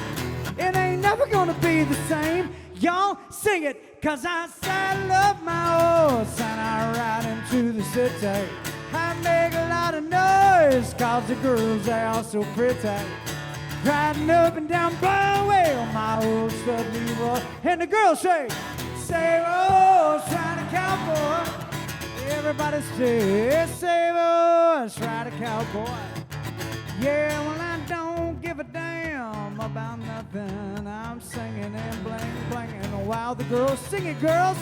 Long decks down, and I wouldn't trade old Leroy, my Chevrolet for your Escalade or your freak parade. I'm the only John Wayne left in this town, and I saddle up my horse. I ride into the city. I make a lot of noise, cause the girls, they all so pretty. Be riding up and down Broadway with my old stud Leroy. And the girls say, oh, trying to cowboy. Everybody say, oh, try to cowboy. Are you having a good time with Megyn Kelly tonight? Come on. All right, this is the audience participation part. Well, I'm a thoroughbred, that's what she said in the back of my truck bed as we was getting buzzed on suds out on some backcountry road. We were flying high, fine as wine, having ourselves a Megyn Kelly kind of time. I was going about as far as she let me go. Yo, get your hands up, but her evaluation of my cowboy reputation had me begging for salvation all night long. There you go. I took her out digging frogs, introduced her to my old bird dog, sang every Gretchen Wilson song I could think of. We made love and I saddle up my horse. I ride into the city. I make a lot of noise, cause the girls, they all so pretty. Be riding up and down Broadway on my old stud Leroy. And the girls say, oh, trying to cowboy. Everybody say, oh, try to cowboy. What? Say, oh, try to cowboy. Come on, Georgia, everybody sing it. Say, oh. Put your hands together for Miss Megyn Kelly one time, rocking the great state of Georgia. You're the best. John Rich, everybody. When you are buried in credit card and loan debt, it's human nature to put it off and say, I'm going to deal with that later. If that's you, here's something you need to know. Done with Debt discovered a little-known strategy that works in your favor to dramatically reduce or even erase your debt altogether. They can aggressively engage everyone you owe money to this fall. And here's why. They know which lenders and credit card companies are doing year-end accounting and need to cut deals. They even know which ones have year-end audits and need to get your debt off of their books. So consider getting started with Done with Debt now, this fall. Done with Debt accomplishes this without bankruptcy or new loans. In fact, most clients end up with more money in their pocket the first month. Get started now while you still have time. Go to donewithdebt.com and speak with one of their specialists for free. Donewithdebt.com. Love John. Honestly, he just a follow-up to that guitar story he told you. There was one day I was sitting there in America's Newsroom with Bill Hemmer, and we were doing a story about a fire that had taken over somebody's whole block, and it was one of those things where the people had 2 seconds to grab one thing and run, and Hemmer asked me, if you had 2 seconds to grab something in your house, one thing and run, what would it be? And I said, I think it would be my John Rich Gibson guitar. And John was watching. He sent me a note immediately saying, darling, if your house catches on fire, you just run. I'll get you another guitar. Don't worry about that. Such a good guy. Okay. We have our final act. Love you too. This is a great show. Are you guys having fun? I feel like tonight's is really good. Yes. My next guest may be the funniest, most entertaining person I've ever met. I love his dry, sarcastic, don't give an F sense of humor. All you have to do with Adam Carolla is really toss out any topic and then be quiet if you want to be entertained. And I will say, though we don't really love Jimmy Kimmel, there is something I love about his friendship with Jimmy Kimmel, right? It's just kind of good to remember that you can have diametrically opposed politics with somebody and still love them and hold on to the friendship. Like those two have somehow managed to do all these years after starring in The Man Show and being on radio together. So we have a little sizzle for you for Adam Carolla, and then we will bring the man himself out to meet you. You can't cancel me. I'm already canceled. I'm not fucking apologizing to any of you assholes. And by the way, you don't accept apologies. That's what I figured out from these people. You're like the one person I know who seems totally uninterested in what the woke people say and totally unbothered by their attacks. There's a sort of freedom in not caring. There's a real freedom in not caring. The only thing in California that's not on fire are the homeless. That's all there is. I got yelled at. Somebody asked me about AOC, and I said, listen, If AOC was fat and in her 60s, would anyone listen to another thing she ever said? oh boy, you're gonna step in that one. And everyone was like, whoa, whoa, whoa. Whoa, what? I do have a way to get Biden out of there. When he says, I'm running for a second term, you say, but this is your second term.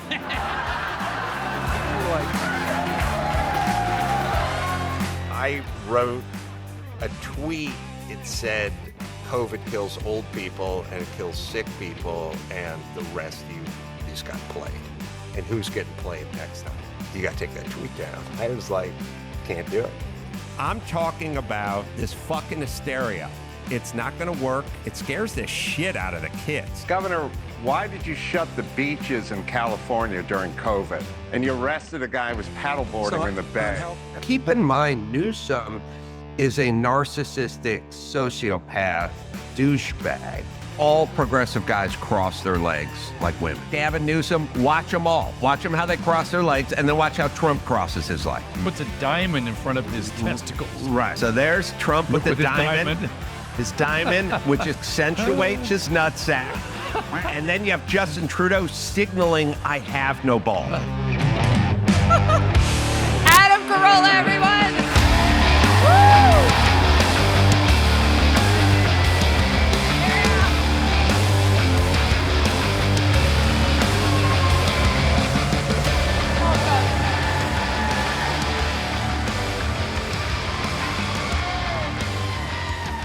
So funny. Oh!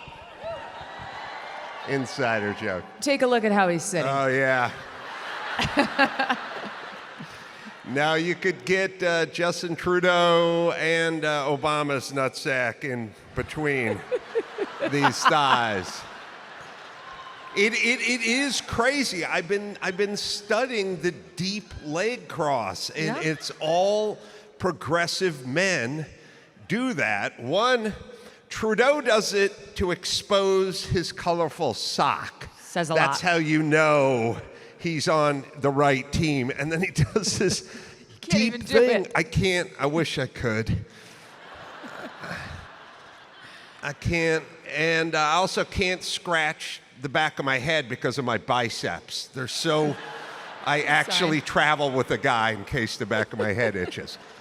Because of the guns. I'm checking my SOT list because there was one that I wanted to kick it off with. I can't find the number, but my team knows which one it is, okay? I wanted to get Adam Carolla's reaction to Zoran Mamdani the other night. I can't find it, but my team's better than I am.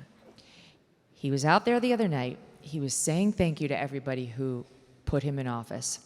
And it was like listening to somebody at the UN translate every single speaker who was coming up next. Yes. It was literally everyone in New York who was foreign born and not a single American that he wanted to thank. Do we have it? Let's find out together. Thank you to those so often forgotten by the politics of our city who made this movement their own. I speak of Yemeni bodega owners and Mexican abuelas, Senegalese taxi drivers and Uzbek nurses,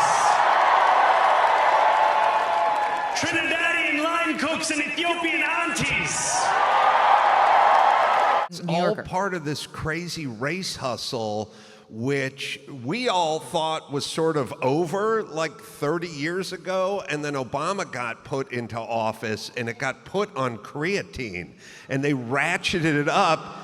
A problem that doesn't exist and was gone a long time ago. And it's really weird, and it's sad, and it's also super irresponsible to pit cultures against each other, and then you come in as the savior who fights for all the cultures somehow, just like you fight for the LGBT and the trans and all communities. And it's really grotesque, and it's super narcissistic too. Like especially Explain that. I've heard you say that.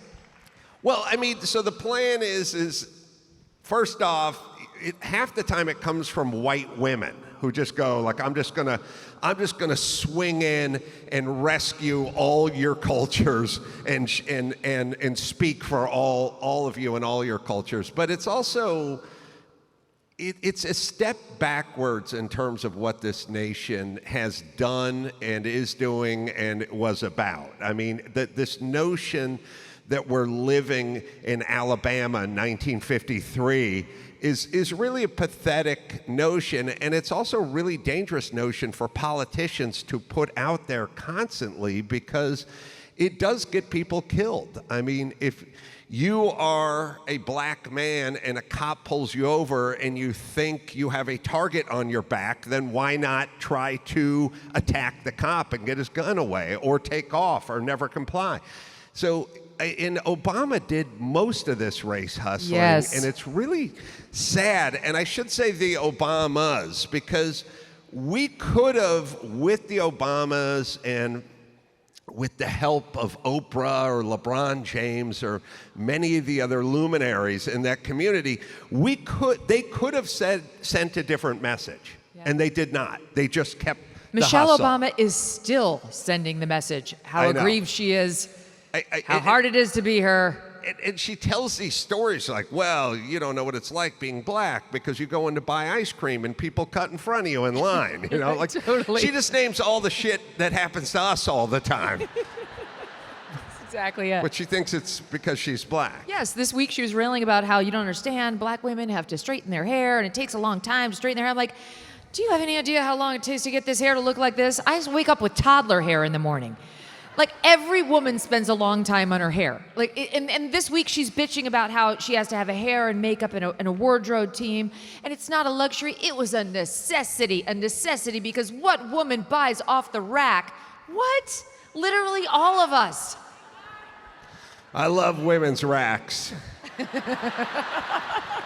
think that's what you're saying, right? I kind of tuned out with the hair part, but then when you brought up the rack, I jumped back. I brought it home. Yeah, you brought it home. So now I'm listening. I may even do a song. Where's my guitar? God damn it. Did John take my guitar? I put it out here before the show. I told him, don't touch the guitar. Now he plays my guitar and he strikes it. Speaking of hot, how about your little bit on AOC? Where does she fall on the hotness scale now? Oh, AOC? I mean, it was so funny because I did say that thing about her on Hannity, and Hannity had to pretend like he didn't know what I was talking about. It was so funny because after I said that, you know, if she was fat and from Minnesota and middle-aged, no one would want to hear a word she had to say, right? That was my AOC take. And after that, people would say to me, what did you really mean when you said that? And I said, I think it was pretty evident It's what pretty I meant. clear. We would not listen to her. We would listen to. Thank you. Not as much. Well, I mean, come on, the package helps. But we would still listen to you. Just not as frequently, but we would listen because because you're beautiful, but you have a message too. That's what I'm saying. She's just a look. How about Kamala Harris? Oh God. Well, okay. So all right. So we need to get serious for a second here. There is a problem, and people are writing articles on it, and I've been sort of getting into it lately, which is a thing called Gyno-Fascism. And it's basically too many women with too many women ideas making too many decisions. And I don't mean you. No. Here's what I'm saying. You know, people like yourself you have a much more masculine perspective on problem solving, but the aforementioned Justin Trudeau. He's a gyno-fascist. He is female in his thinking.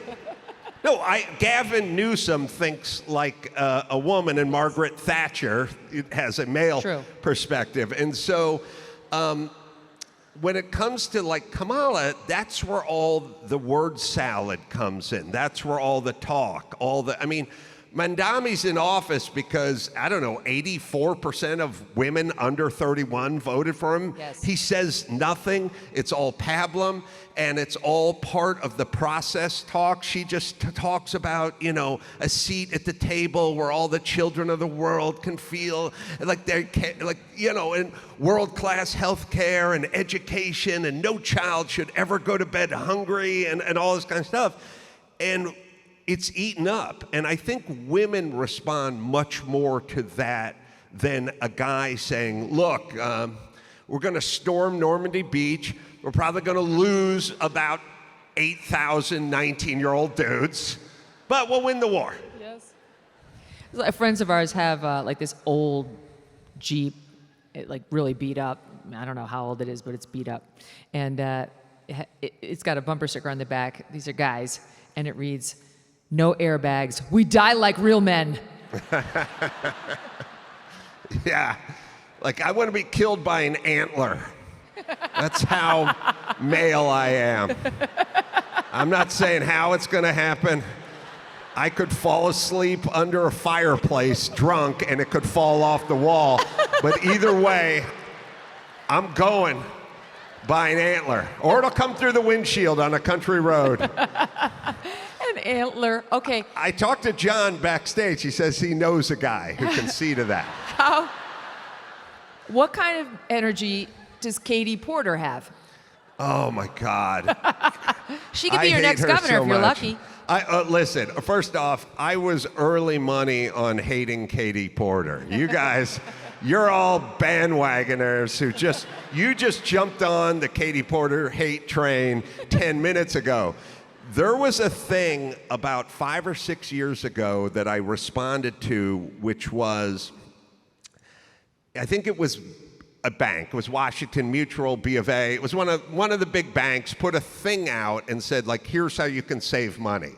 Don't buy coffee at the Starbucks, make your own coffee. And don't order an Uber, walk to the place, you know, and stop eating out at restaurants. Make your own food and save money. So this is a bank telling its clientele, hey, here's a good way to save money. Stop going out and spending it all on sushi and Starbucks and everything else and Ubers.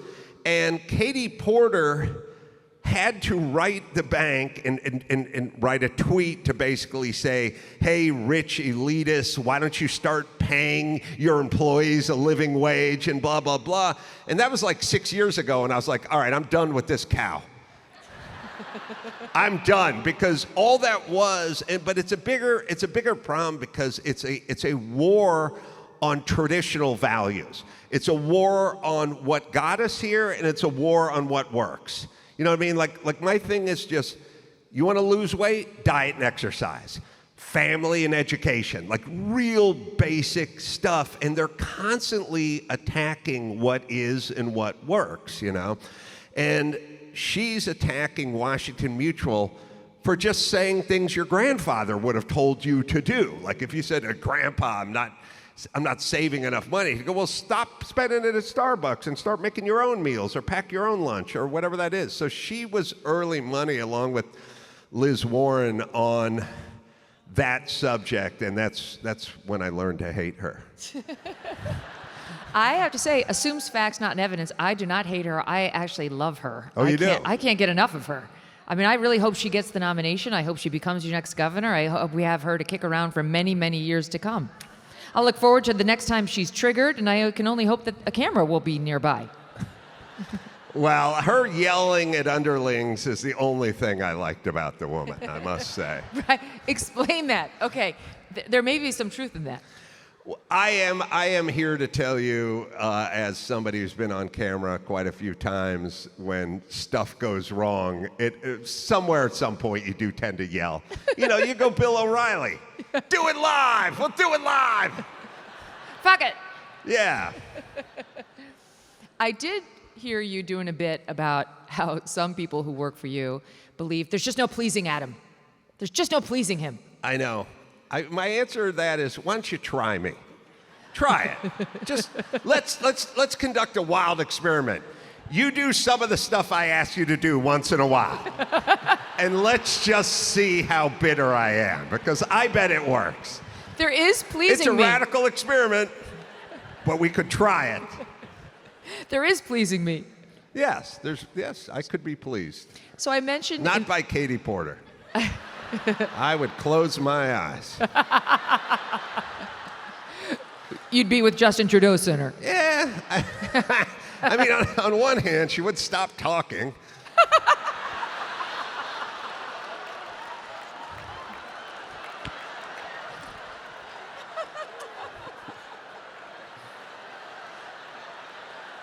I was going to go into a song after that, but... I lost my train of thought entirely. I'm just picturing that. Oh, God. My eyes. I think I was going to ask you about your friendship with Jimmy Kimmel, but let's table that. Let's table that. I want to start with Gavin Newsom, the other, the sitting governor. Yes. Do you recommend him as our next sitting president? governor. He was born a poor black child.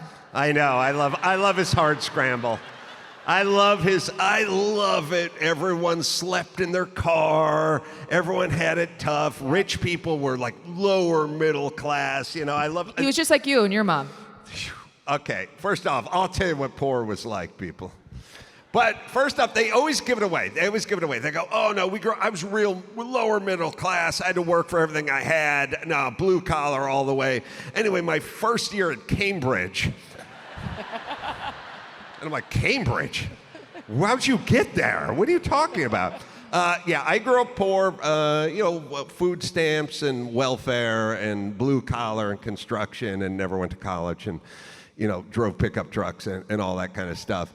Which, I don't know when it became in vogue recently. When I was poor, it wasn't popular to be poor. It was difficult to be poor, but now it's very popular to be poor.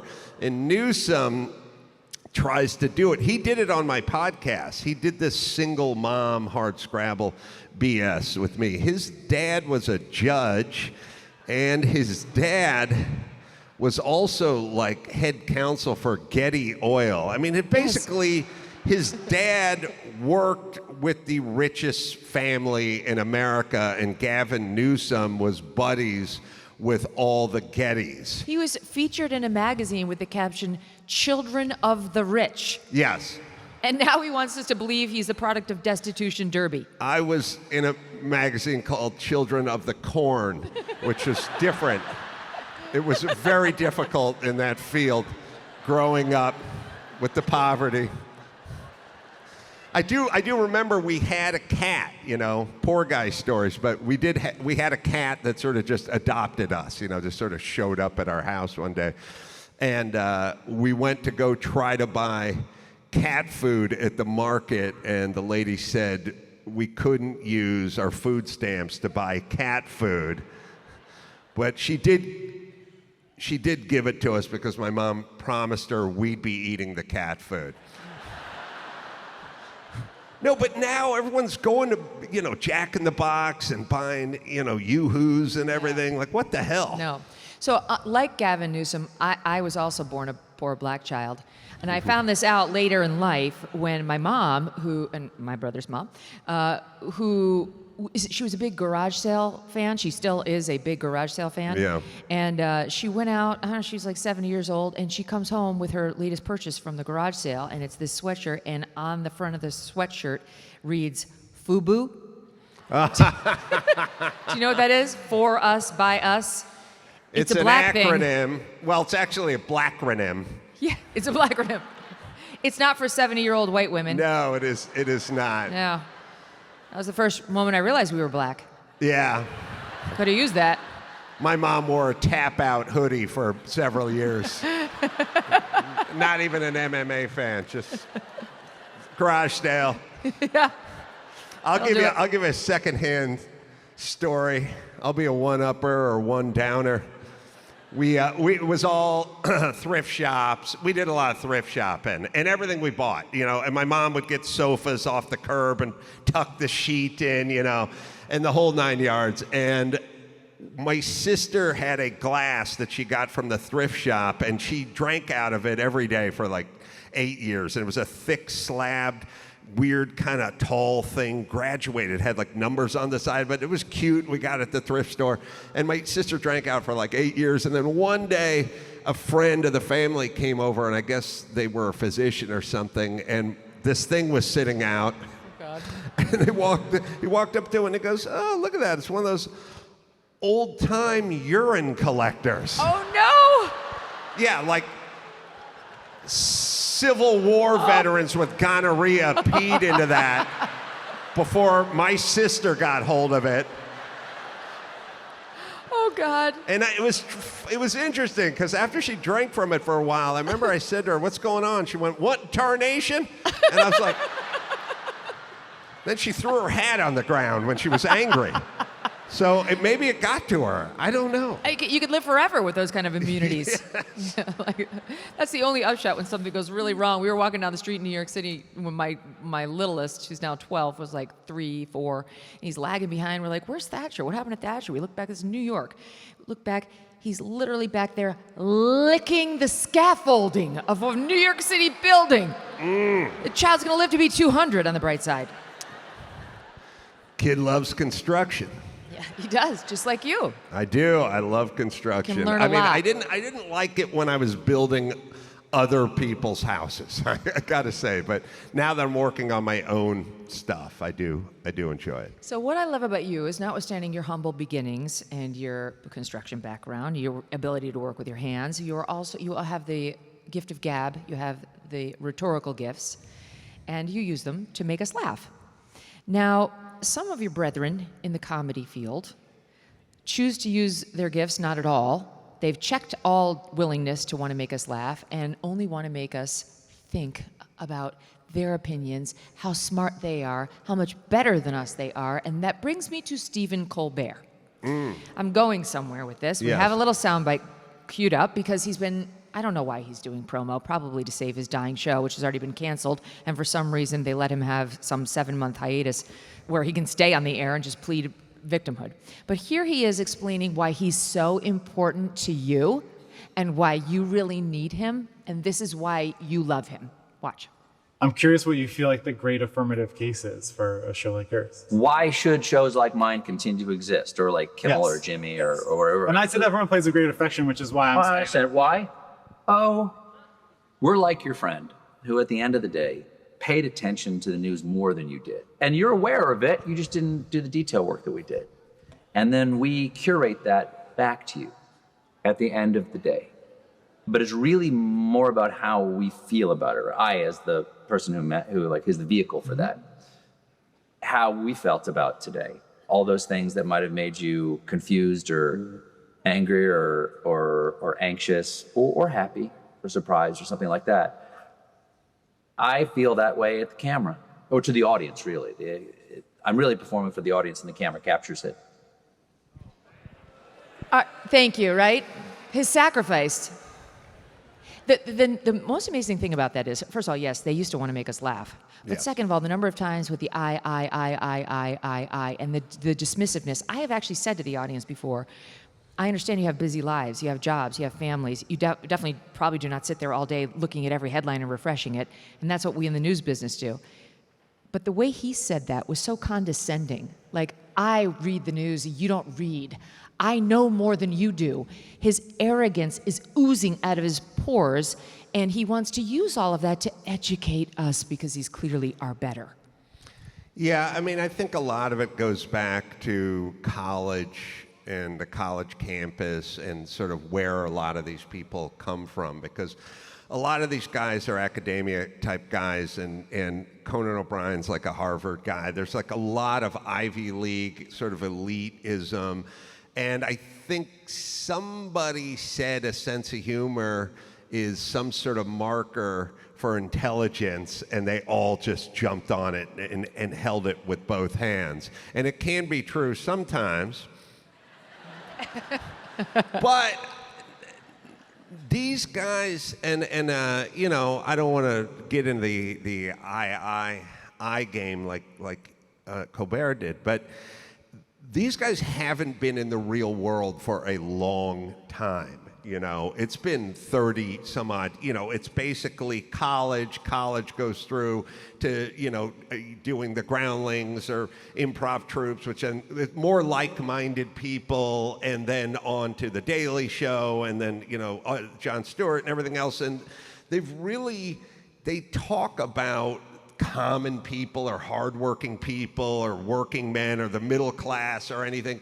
They have disdain for those people. And that's why not going to college is like the end of the world for these guys. And I'm always telling people, get a trade, go to trade school. You won't be replaced by AI.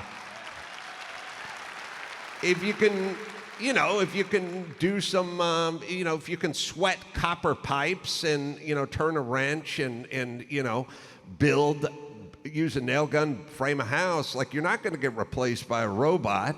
So learn a trade. But these guys are elitists, and Colbert's an elitist, and also it's why they don't know what they sound like when they talk, because they don't realize they haven't been in that world for a long time, and like I said, they have a certain amount of disdain for those who are. Doesn't it also explain why they look at Trump the way they do? Yes. Well, Trump, okay, so the thing about Trump that you guys may not know is his background is as a commercial builder, right? And commercial builders are always in a hurry, because it's always like, well, the foundation's done, but now the framing, but what's holding up the framing? Where are the doors and the windows? Where's the drywall crew? Where's the HVAC crew? Like, where's the pipe fitters? Like, it's always like, who's next, who's next, who's next?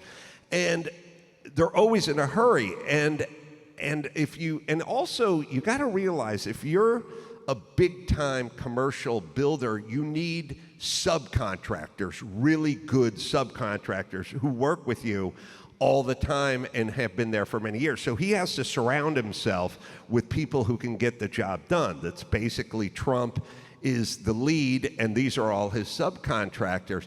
But if you ever see that tape of Trump coming down to Los Angeles after the fires and sitting with Karen Bass, my mayor, who is not a builder, she's more of a destroyer, and who is in no hurry to do anything and may suffer from a little gyno-fascism. Trump is sitting there, he's going, let's go. People need to clear their lots. They can start tonight. They should be able to do it themselves. It's their lot. And she's like, slow it down, take it down. And he's like, no, but hurry. And she's like, no, safety, just slow it down. And that's kind of the difference with Trump. You can see the sort of commercial builder in him. I mean, he literally is constantly like, hurry, what's next? What do you make of all the gilding at the White House he's doing? The gilding? Yeah, like the gold all over everything.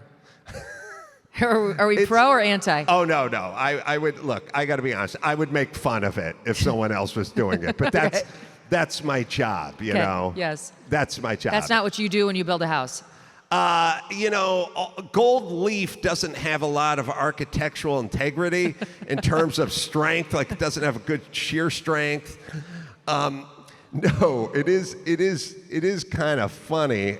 But I can make the case for it. How much gold is in that place? I can make the case for it because I'm thinking, like, if you're married to Melania Trump and you've got to build a house around Melania, there has to be some gilding, does there not?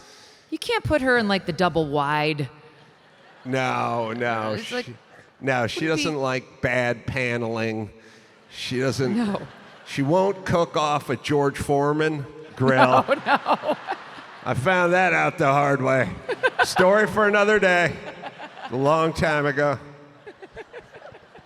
Yeah, she needs like a refrigerator with a window in it. Yes, or at least a mirror. That's what I'd do if I were Melania.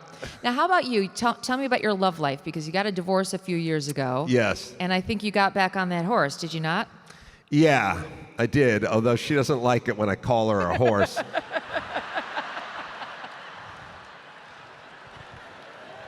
Learned that the hard way, too. Yeah, I have a younger girlfriend now, which is nice, you know. But yeah, thank you very much. Yeah, it's what happens when you get divorced in Hollywood. You get a younger girlfriend, you know. Was that difficult for you, like to learn how to date again? No, I actually enjoyed it, but I gotta say it was a crazy story. I was doing a comedy show, and my girlfriend, who's a comedian as well, was putting on the comedy show like it was like a corporate thing. And I saw her there, and she was like so beautiful and everything. And when I was talking to her for a while, and at the end, she just said, you know, I got all these beautiful young friends who are single. And I said, oh, good, because I'm getting divorced. So why don't we try to set up this old guy, because I need a horse to mount. No wonder that worked. Yeah. And she tried to set me up with her friends, but it didn't work, and I ended up going out with her. You were the consolation prize. That's right. Okay. Mm-hmm. So do you think marriage could be in your future again, or you're moving past that? Yeah, I think I can do it now that I'm going to die pretty soon. I think I don't think it's something you want to do in your early 20s, because that's a long time, especially with modern science. But now that I got one foot in the grave, yeah, I could see myself. You're such a romantic at heart. Well, you're the one who called her a horse.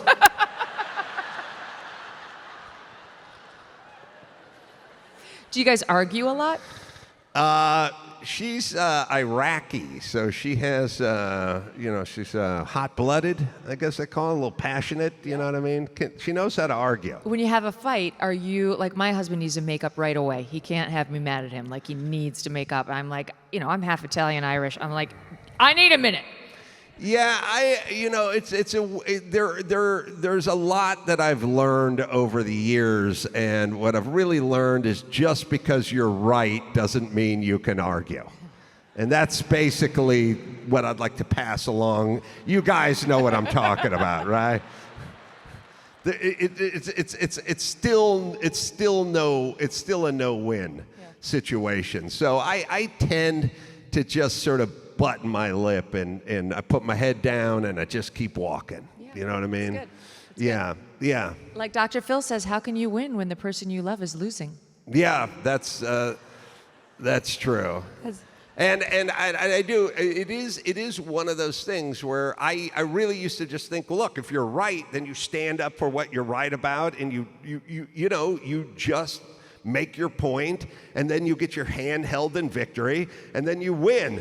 But there are no winners in that arena. So what I've figured out, and also I just realized that I think they call it discretion's the better part of valor or something like it.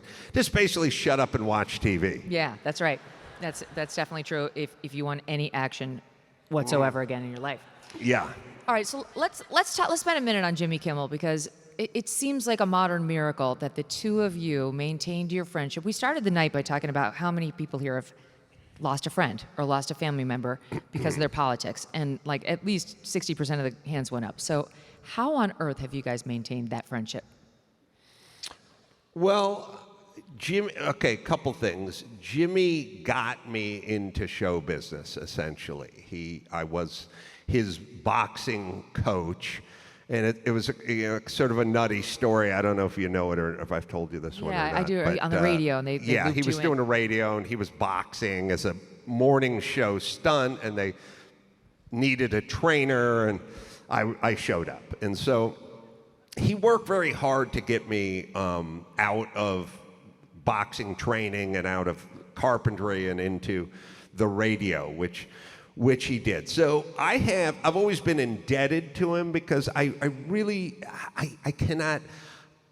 think you'll probably share this, which is there's nothing worse than an ingrate. Like when you help somebody and you take care of someone and you open a door for that person, you make the introduction and you do the whatever, and then at some point down the road they treat you like shit or pretend like they don't know you. And it's like, come on, man, I got you into this, you know? And it's such a horrible trait in a person. And I just think if somebody opened a door for you and somebody helped you and somebody really made a difference in your life, you must take that one to the grave. You cannot turn your back on that.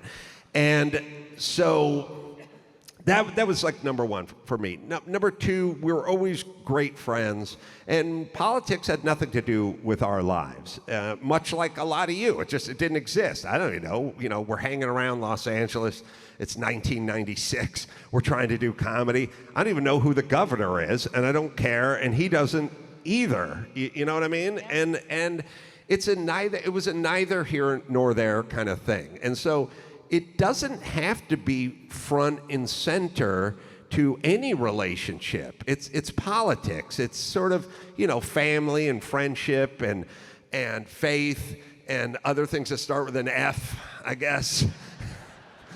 You know, all above, you know, and then at some point you can talk politics, but we never did. So, and also I know him as a very good, dedicated person, father, friend, you know, treats my kids, you know, I literally, you know, they call him Uncle Jimmy and so on and so forth. So I think there's a thing that happens, which is you guys know the version of him that you see on TV or on your phone or whatever, and I know another version of him, which is a completely different version. Very generous, very magnanimous, literally the most gracious person I've ever met, you know, sending gifts for the kid's birthday, you know, every year and so on and so forth. So I know who he is. Politics was never a thing. To be fair to him, he's never done it to me either. It's not, you know, it's kind of a, you know, it's a two-way street.